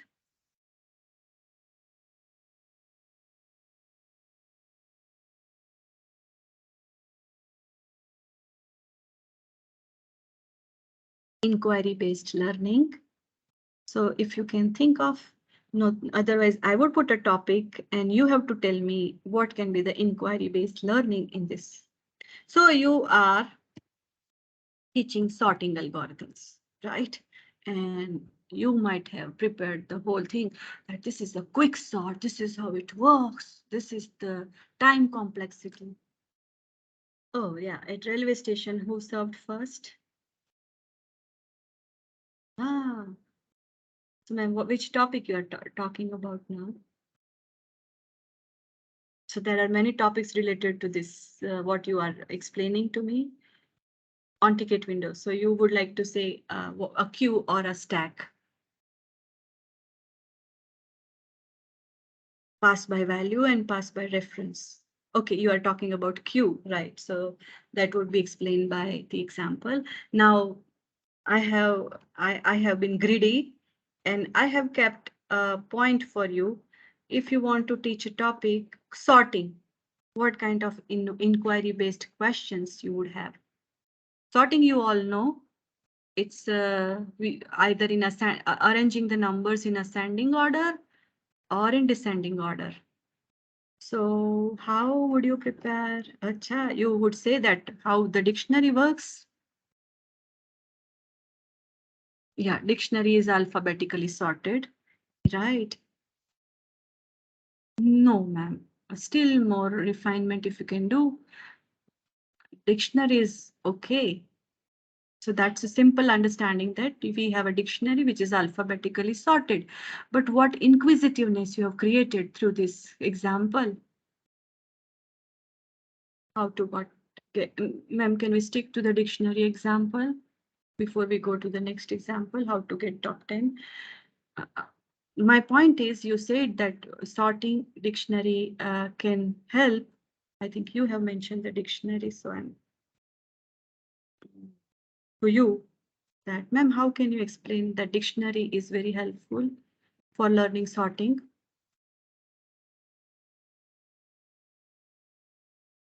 Right, so this is what I wanted to also pinpoint. Okay, when you say sorting, you have the dictionary which is alphabetically sorted and that makes your search faster. So good. This is what I was looking for. Okay, when you want to say that, find out the meaning of discipline, then you can say that what you have to do is you have to straight away go to the page number starting with D. In that you have to go to the DI, then DIS, right? So fine. Agree. So this is how you can create inquisitiveness in the class, and then the student would be more related, more connected to your topic. We have one more suggestion, doctor's cleaning for process scheduling algorithms. Right, ma'am? It's a scheduling algorithm, agree, and a long waiting queue. Unless and until we apply the Lagwag algorithm, we have to sit in a long queue at doctor's clinic, right? Not a priority algorithm, but I would say Lagwag algorithm. Yes, sorting of people according to height. Ma'am, once again, I would say that this is a flat example you are giving to prove your point. But what is the inquisitiveness? Why one should know the sorting of height? That's inquisitiveness. That is what I'm pinpointing. Okay, you should clear out that why it is important to have height sorted. Then we can get a better answer. McDonald's kitchen also pipelining, right? Agree, ma'am. But nowadays what I have observed is, ma'am, in McDonald's there are no queues. I don't know. The people are not going to for, McDonald's or what. I don't find queues. So that's the lighter side of the discussion, right? So everyone, how they prepare, right? Agree. So they have the tokens and accordingly they prepare their food. Fine.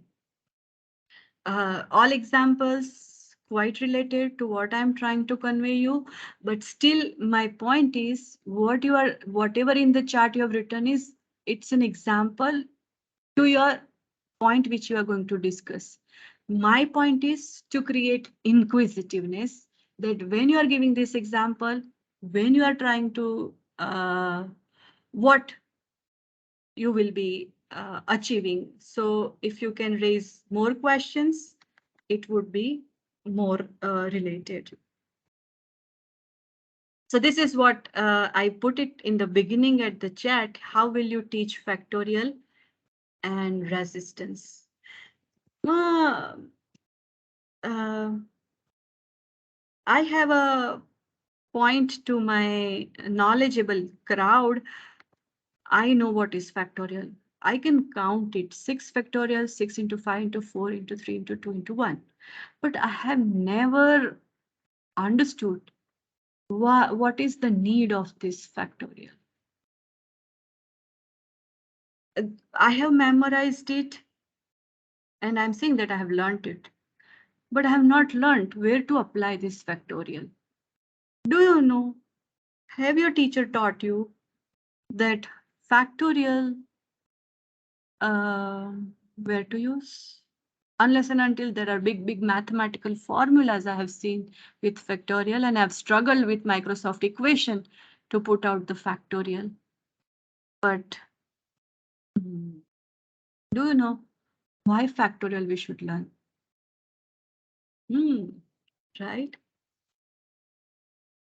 So now I have given you the homework, identifying search space size, total permutation possibilities.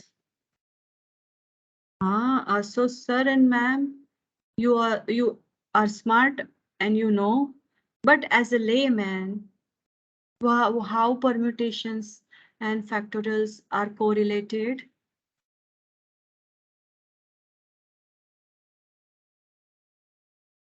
So what you would do is you would take 3 cubes and arrange them in different ways.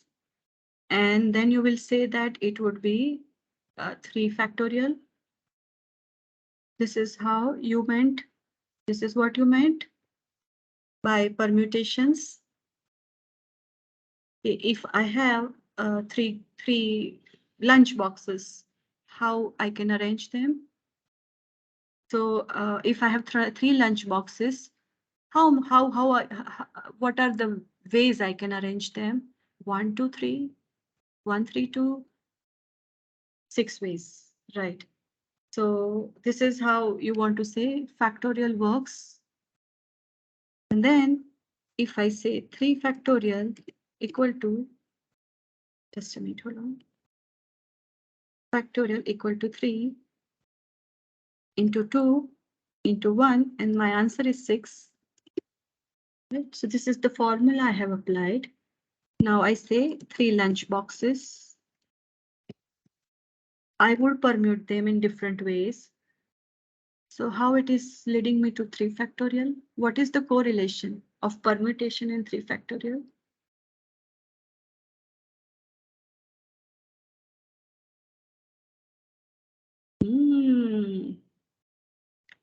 And you know, the biggest question I have is R equal to V upon I.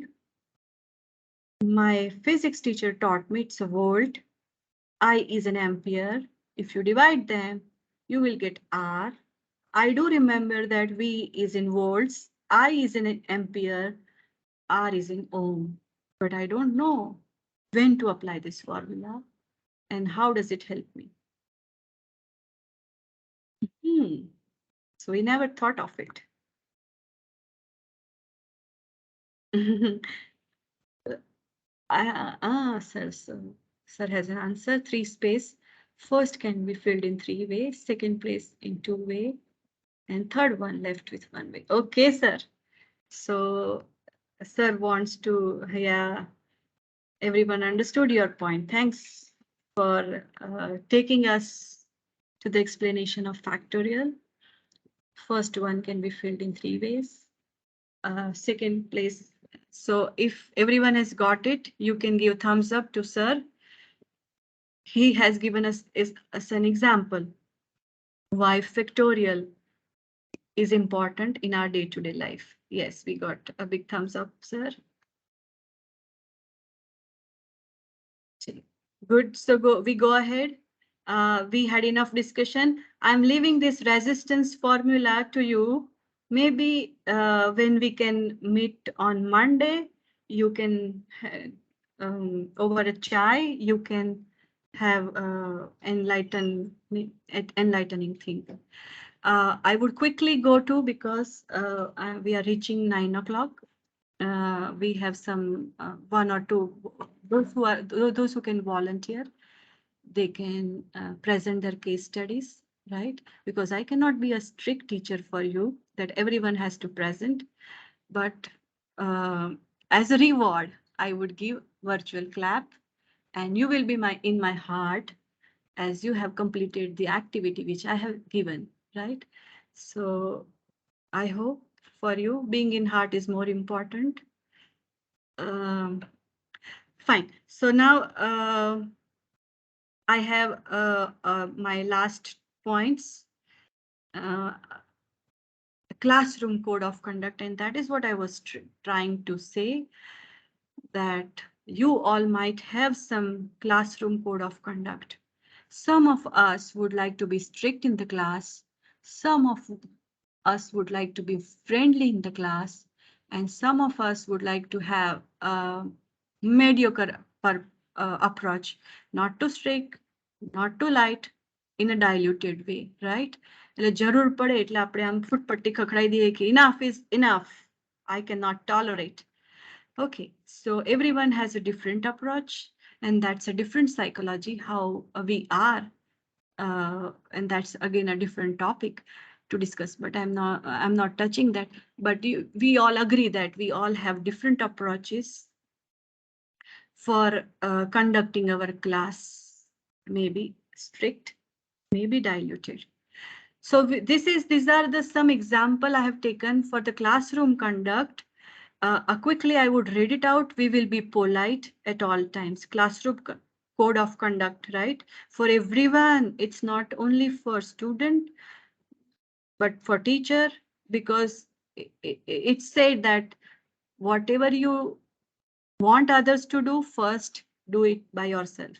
So what does it say? We will be polite at all times. We will work quietly and not disturb others. We will listen courteously when others are talking, right? And આપણે બહુ એવું થાય social gathering માં કે we want to put our point, and we want us to be heard. But we will listen courteously when others are talking. We will be friendly to fellow classmates. We will be truthful and honest. We will respect our teacher and other adults. We will be prepared for class every day. We will arrive at class on time. We will cooperate with others, and we will always do our best. 10 વસ્તુ મગજમાં લઈને ફરવી very difficult. એટલે તમે આવું સરસ મજાનું poster આપણે ક્લાસરૂમમાં લગાડી દઈએ, right? અને you know what hangs on a poster is never read. But we have put a 10 rule set. It's a fancy word, code of conduct, but it's actually the rule set we have defined, right? But one of the site I visited has a very long list. They have very different criteria of code of conduct. Ask questions, respect and listen to your classmate, respect and listen to teacher, raise your hand to speak, be prepared for class, be quiet when the teacher is talking, be quiet when classmates are talking, share new ideas, keep your hands to yourself, respect others' property, keep your workspace tidy, be kind, always do your best, walk, don't run in the hallways, be a good friend, be on time, share with others, use equipment properly, help keep the classroom tidy, listen to all the teachers, obey all school rules, finish your homework on time, be respectful of classmates who are working, have a good attitude. I'm exhausted, right? You all are exhausted by listening, but see how a strict teacher is.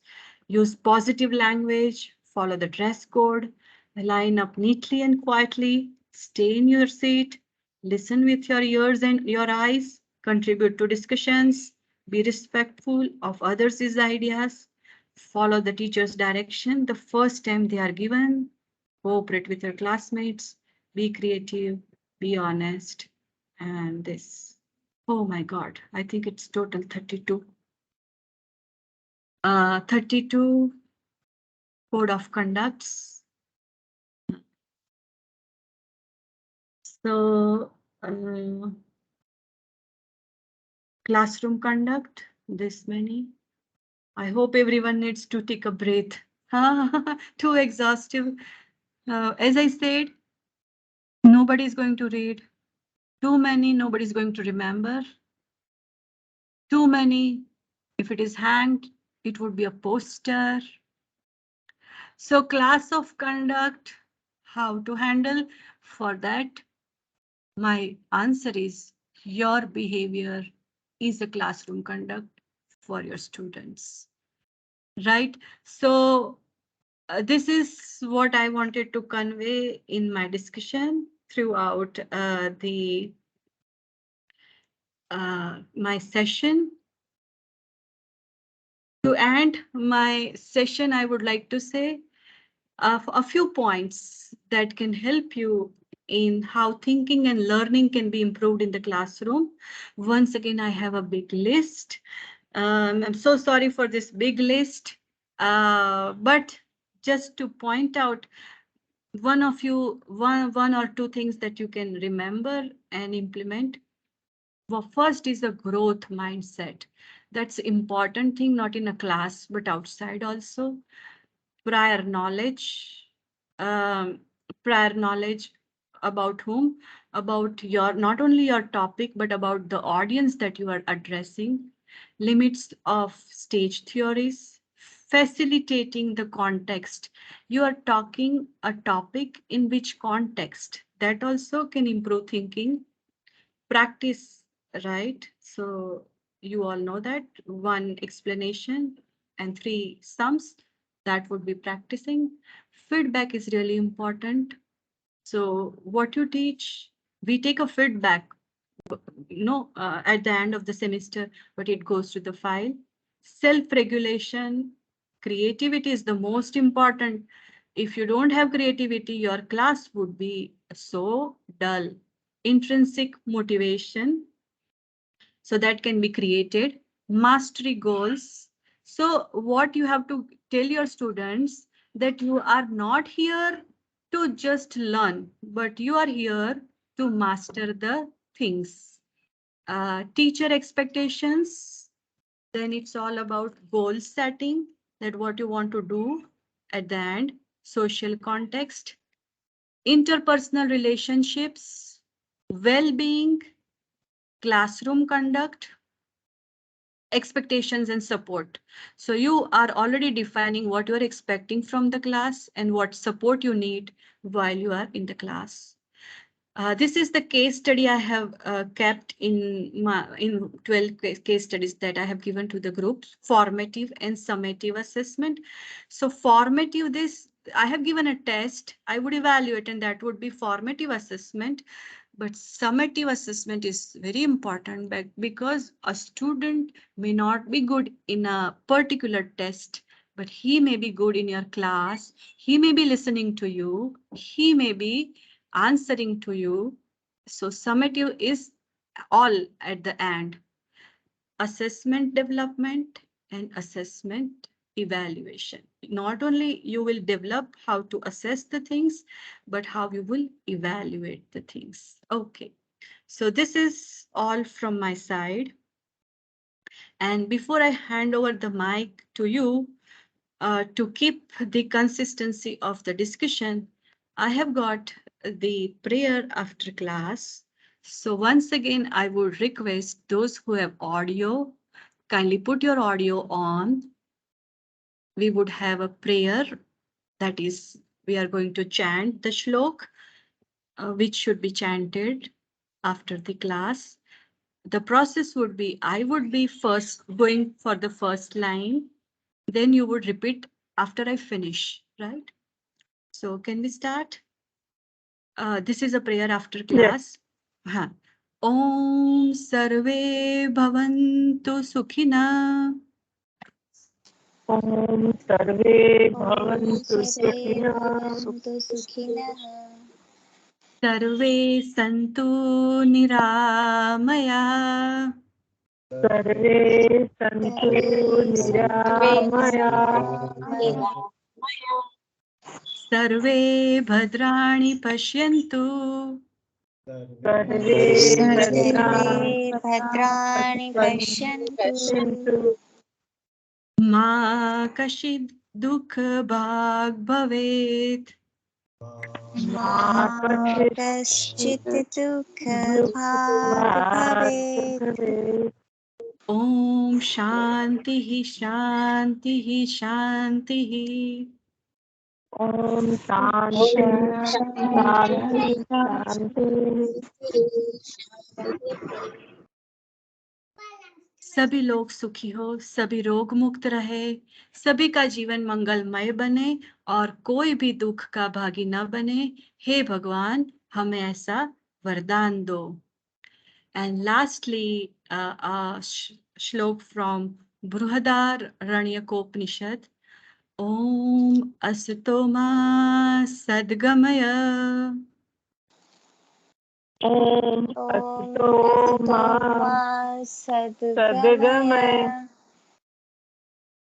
Tamasoma Jyotirgamaya. Tamso तमसो Ma मा ज्योतिर्गमय Jyotirgamaya. Mrutyorma Amrutam Gamaya. Mrityorma मृत्योर्मा Amritam अमृतं गमय Gamaya. Om Shanti Shanti Shanti. Om ॐ Shanti शान्तिः शान्तिः Shanti शान्तिः Shanti. मुझे असत्य से सत्य की ओर ले चलो, मुझे अंधकार से प्रकाश की ओर ले चलो, मुझे मृत्यु से अमरता की ओर ले चलो. So, as I said, this is the shlok from Brihadaranya Upanishad, and lastly it says Om Purnamadaha Purnamidam Purnat Purnamadachyate Purnasya Purnamadaya Purnamevava Shishyate. Om Shanti Shanti Shanti. Om, that is complete, that is complete. From the completeness comes the completeness. If the completeness is taken away from the completeness, only completeness remains. Om Shanti, Shanti, Shanti. And thank you all for your patience listening. So that's all from my part. Okay, so I hope you all might, thank you so much. So you all have enjoyed, but this does not end. Now your part starts. So if all of you can volunteer, who will be the first group to volunteer? We will have a short 4 or 5 minutes presentation on any case study. I would not pinpoint. If volunteer can volunteer on any of the case study, just give your thought process. I don't want any formal thing.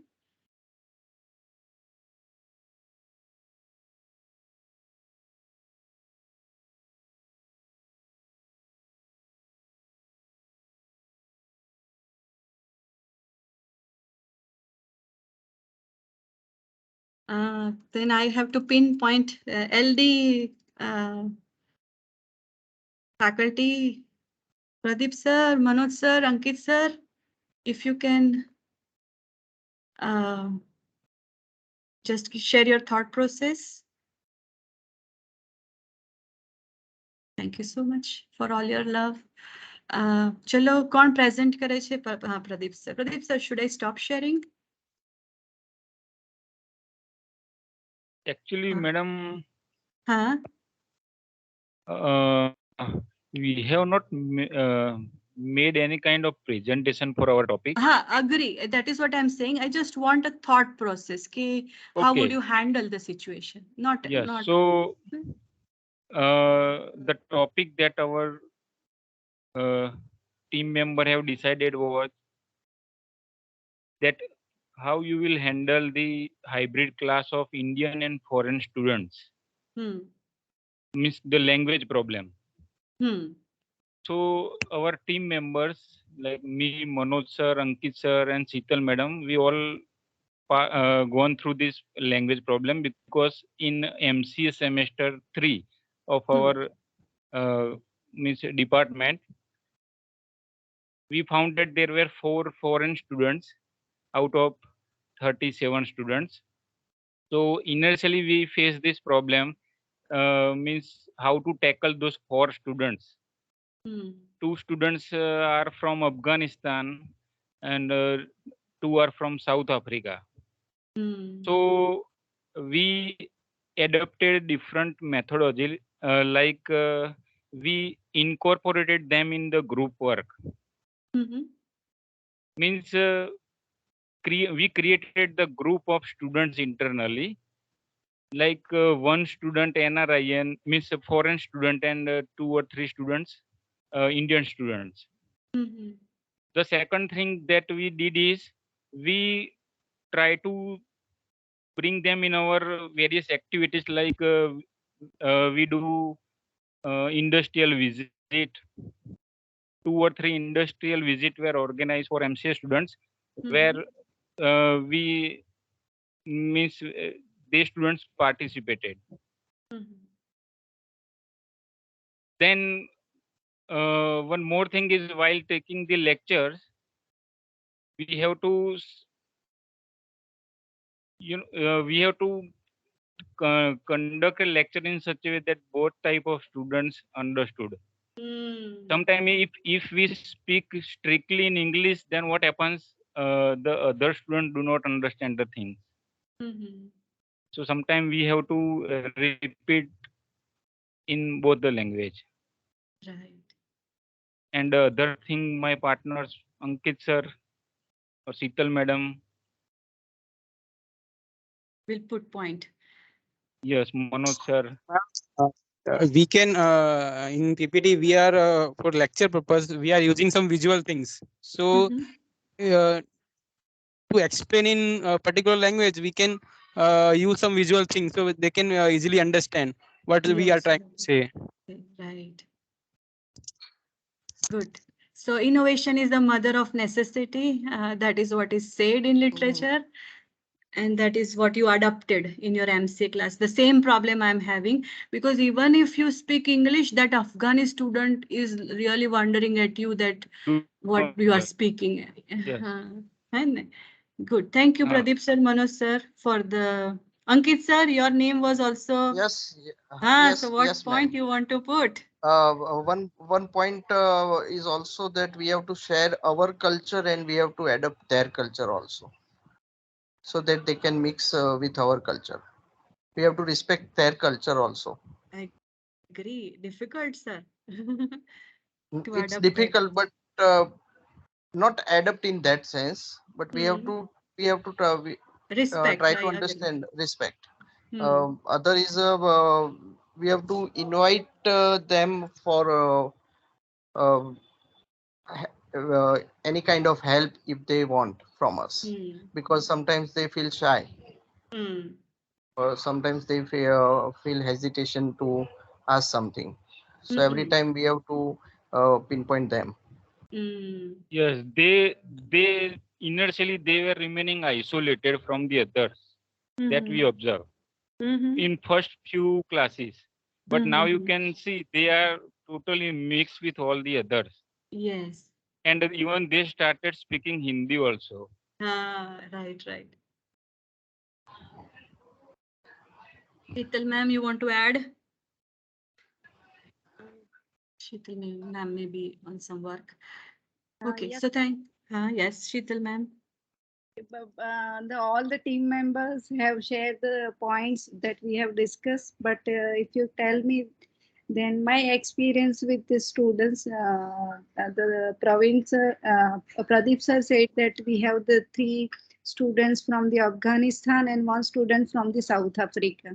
So basically, ma'am, I feel that that is not a language problem, because they understood the way of teaching and medium of teaching is basically we are doing through the English only.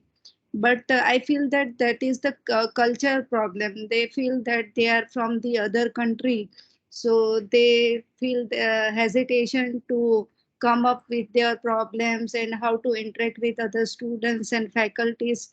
So initially, whenever they come for the classes, they sit in the class and then listen the whole lecture, and then they go away to the hostel or whatever.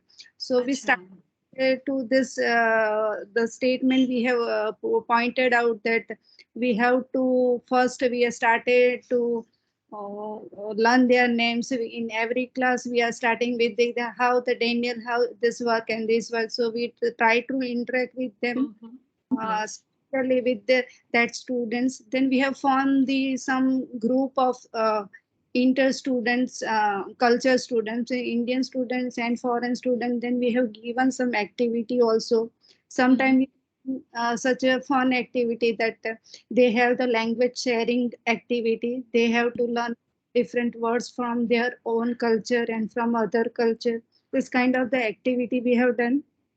Then we have started to speak slow and clear only the simple words to them also, so they can have the confidence. Okay, we can have the idea what is their culture, their language, so they feel now very free to contact with us, to interact with other students also and faculty also. This kind of the experience we have. Very good. Thank you, Sheetal ma'am. Right. Actually, good that, because nowadays a lot of foreign students and government is also trying to get foreign students. So we have to learn how to uh, have a cohesive environment with all this. Thank you, Team LDC. Now who can volunteer? We have still 5-6 minutes where we can take 2 case studies. Shraddha madam has already submitted the case study. Who is her partners? She said my partners would be presenting. I have CB Mehta sir and Hardik Pandya. So are they there or they are not there? Okay. So she had some case study. She has already submitted to me, but she was on her way. So she said it's a transiting time, so she would not be able to present. Anyone else would like to put some case study? Manisha ma'am, you have, I would get you into the discussion in class, how to nurture positive relationship, debate of being parent versus mentor. If you can put, you have Hiral ma'am also with you. So if you can share some thoughts. Parent versus. Yeah, yes, ma'am. Good evening, ma'am. This is Kavita. Good evening. India. Yes, ma'am. We have shared this case, submitted this case study, and we are 3 members. Myself, Kavita Pandya, then Hiral ma'am, and Manisha ma'am under this case study. And the topic of our case study is in class, how to nurture positive relationship and debate of being parent versus mentor. So I think the most important thing, which I think we all know as a teacher, that is being a mentor to our student. So what I think is, mentor is someone who sees more talent and ability within a student than you see yourself, and helps it out bring of you. So a student even doesn't know how much talented he or she is, but a mentor can help out to bring out that talent from the student. So mentoring is a very integral part of any academic institution. There are the topic is how to nurture positive relationship with student. So I have noted down few points regarding that. The first point is, believe that all the students can succeed. So if the teacher herself feels that all the students are at the same level and all can succeed, rather than having a biased opinion regarding the students, then a student themselves feel comfortable that yes, we will be able to learn and we will be able to do. So that positive perception regarding the students from the faculty can help them be more comfortable with you and learn more and can flourish more in their subjects. So the first point was that. The second point is get to know your students better personally. So I feel that taking time to know your student as individuals is also one important point, because knowing about their family backgrounds, their interests, their likes, their dislikes makes us learn more about them, and we can think of many solutions to their problems. So I that is also one point, that we should know our students personally. So even if they are having some financial problems or any other family issues, we can deal with them. We can understand their situation, and we can support them mentally. We can support them financially if possible, by helping them, providing some books or anything else. So that automatically creates a positive relationship between a student and a teacher. The second next point is provide students with some choice and flexibility. Flexibility means we can provide students with some flexibility in their assignment work, or in any other academic work, so that uh, they have they can demonstrate their abilities in some different ways. If we have the flexibility and we provide them with the choices, that you can either perform your assignment in one way or the other way, that is fine. And maybe they are good at some other options, and they can put more efforts into that if they are comfortable with the options. So that is also, I think, that would work more better. So I think more emphasis was on openness. Be open to accept. Go ahead, ma'am. Yes, so that yes, ma'am.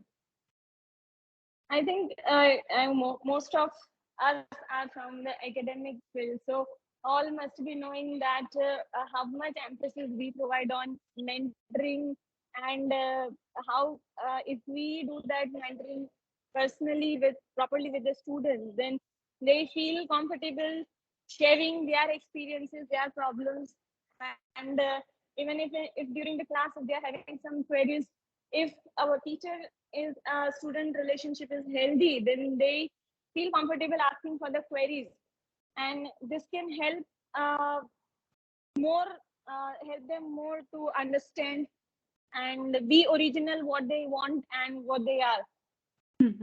And if the student teacher relationship is better, then even it helps in professional networking. So by telling about professional networking, it can be like a teacher can help a student in guiding about their careers.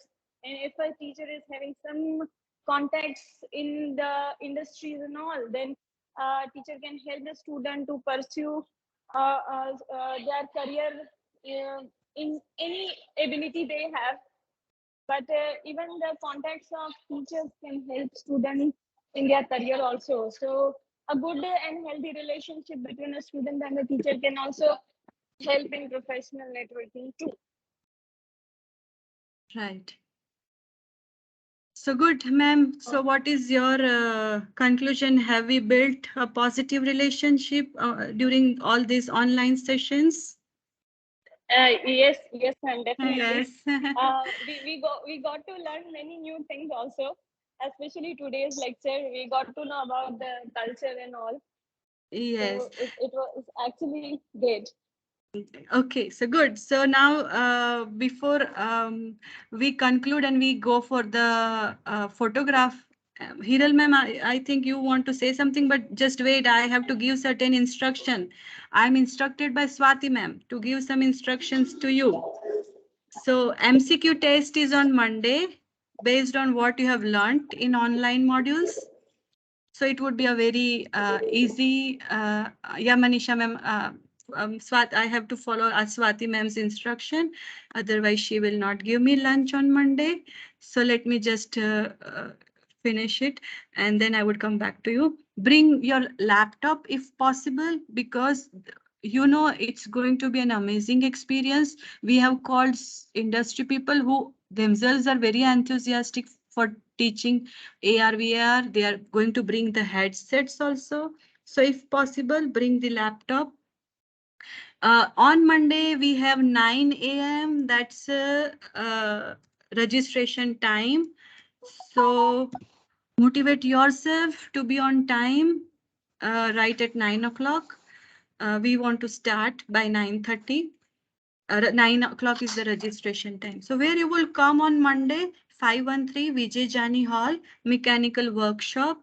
If you stuck up anywhere, you have all friends in LD. So call us. We would be there to greet you and to meet you. You would have morning tea with us at LD, right? We will have nice tea, nice talking, and then we would start the session. And you all would have lunch at LD for all the throughout the training program. So these are all, and venue madam has also posted, and I have also posted 513 Vijay Jani Hall, mechanical workshop, LD College of Engineering. And the last instruction is from Bakul sir. Please remain present at 9 a.m. sharp. तो अभी से alarm रख दो 9 o'clock का. And now we would have final word from Manisha ma'am and Hiral ma'am before we close down, before we go for the family photo. I said family photo, training photo. First Hiral ma'am, then I will tell. Yes, Hiral ma'am. Yeah, that's okay, ma'am. Actually, we are with Kavita ma'am as a team in case study, so we were about to tell something. If there is time, else it's okay. Hello. Yes, Hello. ma'am, we can hear you. Yes, ma'am. There is time, then we can add something, else it's okay. You can summarize in 1-2 lines. Okay. So the next topic, I mean, in collection with Kavita ma'am's talk, we have been given a title of debate of being parent versus mentor also. So some of the things we have chatted in discussion in today's session. Few more points I want to add here. That being a parent is more important or being a mentor is more important. So sometimes being parent is more important, while sometimes being mentor. So it depends on the situation as well as the requirement of a student. We can say sometimes parents get biased about their children by pampering them or supporting them in the wrong deeds. So in that case, mentor can be a guide. They can scold the student if they are doing something wrong. Even they can punish them if it is needed. So in this case, they can be a strict guardian, and then they can drag him to the right direction. Second, we can say mentor has less power than parents, because parents are in full control with their children. So there are some limitations. Let's say we can say some environmental, mental, or cultural limitations. As a being a mentor, we have, whereas parents have the full control on their children, and by raising children, they have full control, so they can be more. Uh, uh, they can be more they can be role model to their children. Let's we can say Jijabai has raised Shivaji, so she was his mother, and she has guided him also as a mentor, and she has played a role of mother also. So we can say mentor has some limitation while mother has no limitation. Another thing we can say parents have to raise one or two children while mentor has the responsibility of 40, 50 or 60 students sometimes. So it is very difficult for mentor to keep concentration on each and every students personally. એક માતા 100 શિક્ષકોની ગરજ સારી છે. So that we can see. ના ma'am પહેલા ભગવાન બધે ના જઈ શકે એટલે એમણે માતા બનાવીને માતા બધે ના જઈ શકે એટલે શિક્ષક બનાવ્યા. Okay, but yeah, that is also the possible, and that is also the important thing. So over in summary, I can say both are important, parents as well as mentor. So parents are more important in children's personal growth, whereas we can say mentors are more important in the students' professional growth, depending on the situation. So both are important. Both are important. I agree. Depending on the situation and the requirement. Yeah. Thank you, ma'am. Manisha, ma'am, final words from you.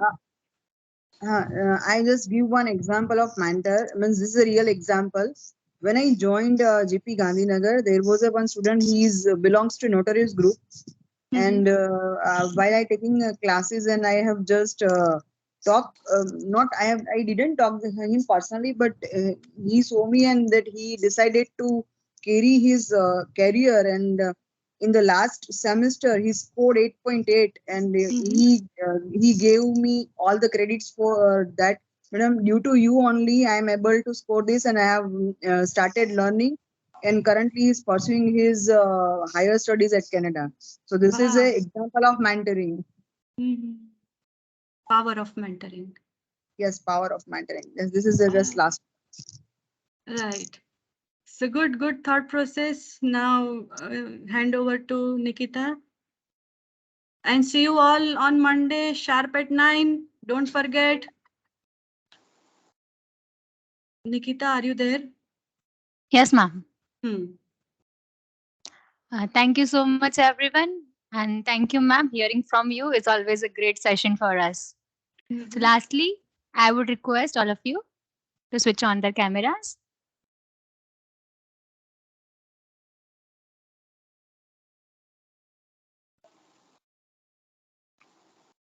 Okay.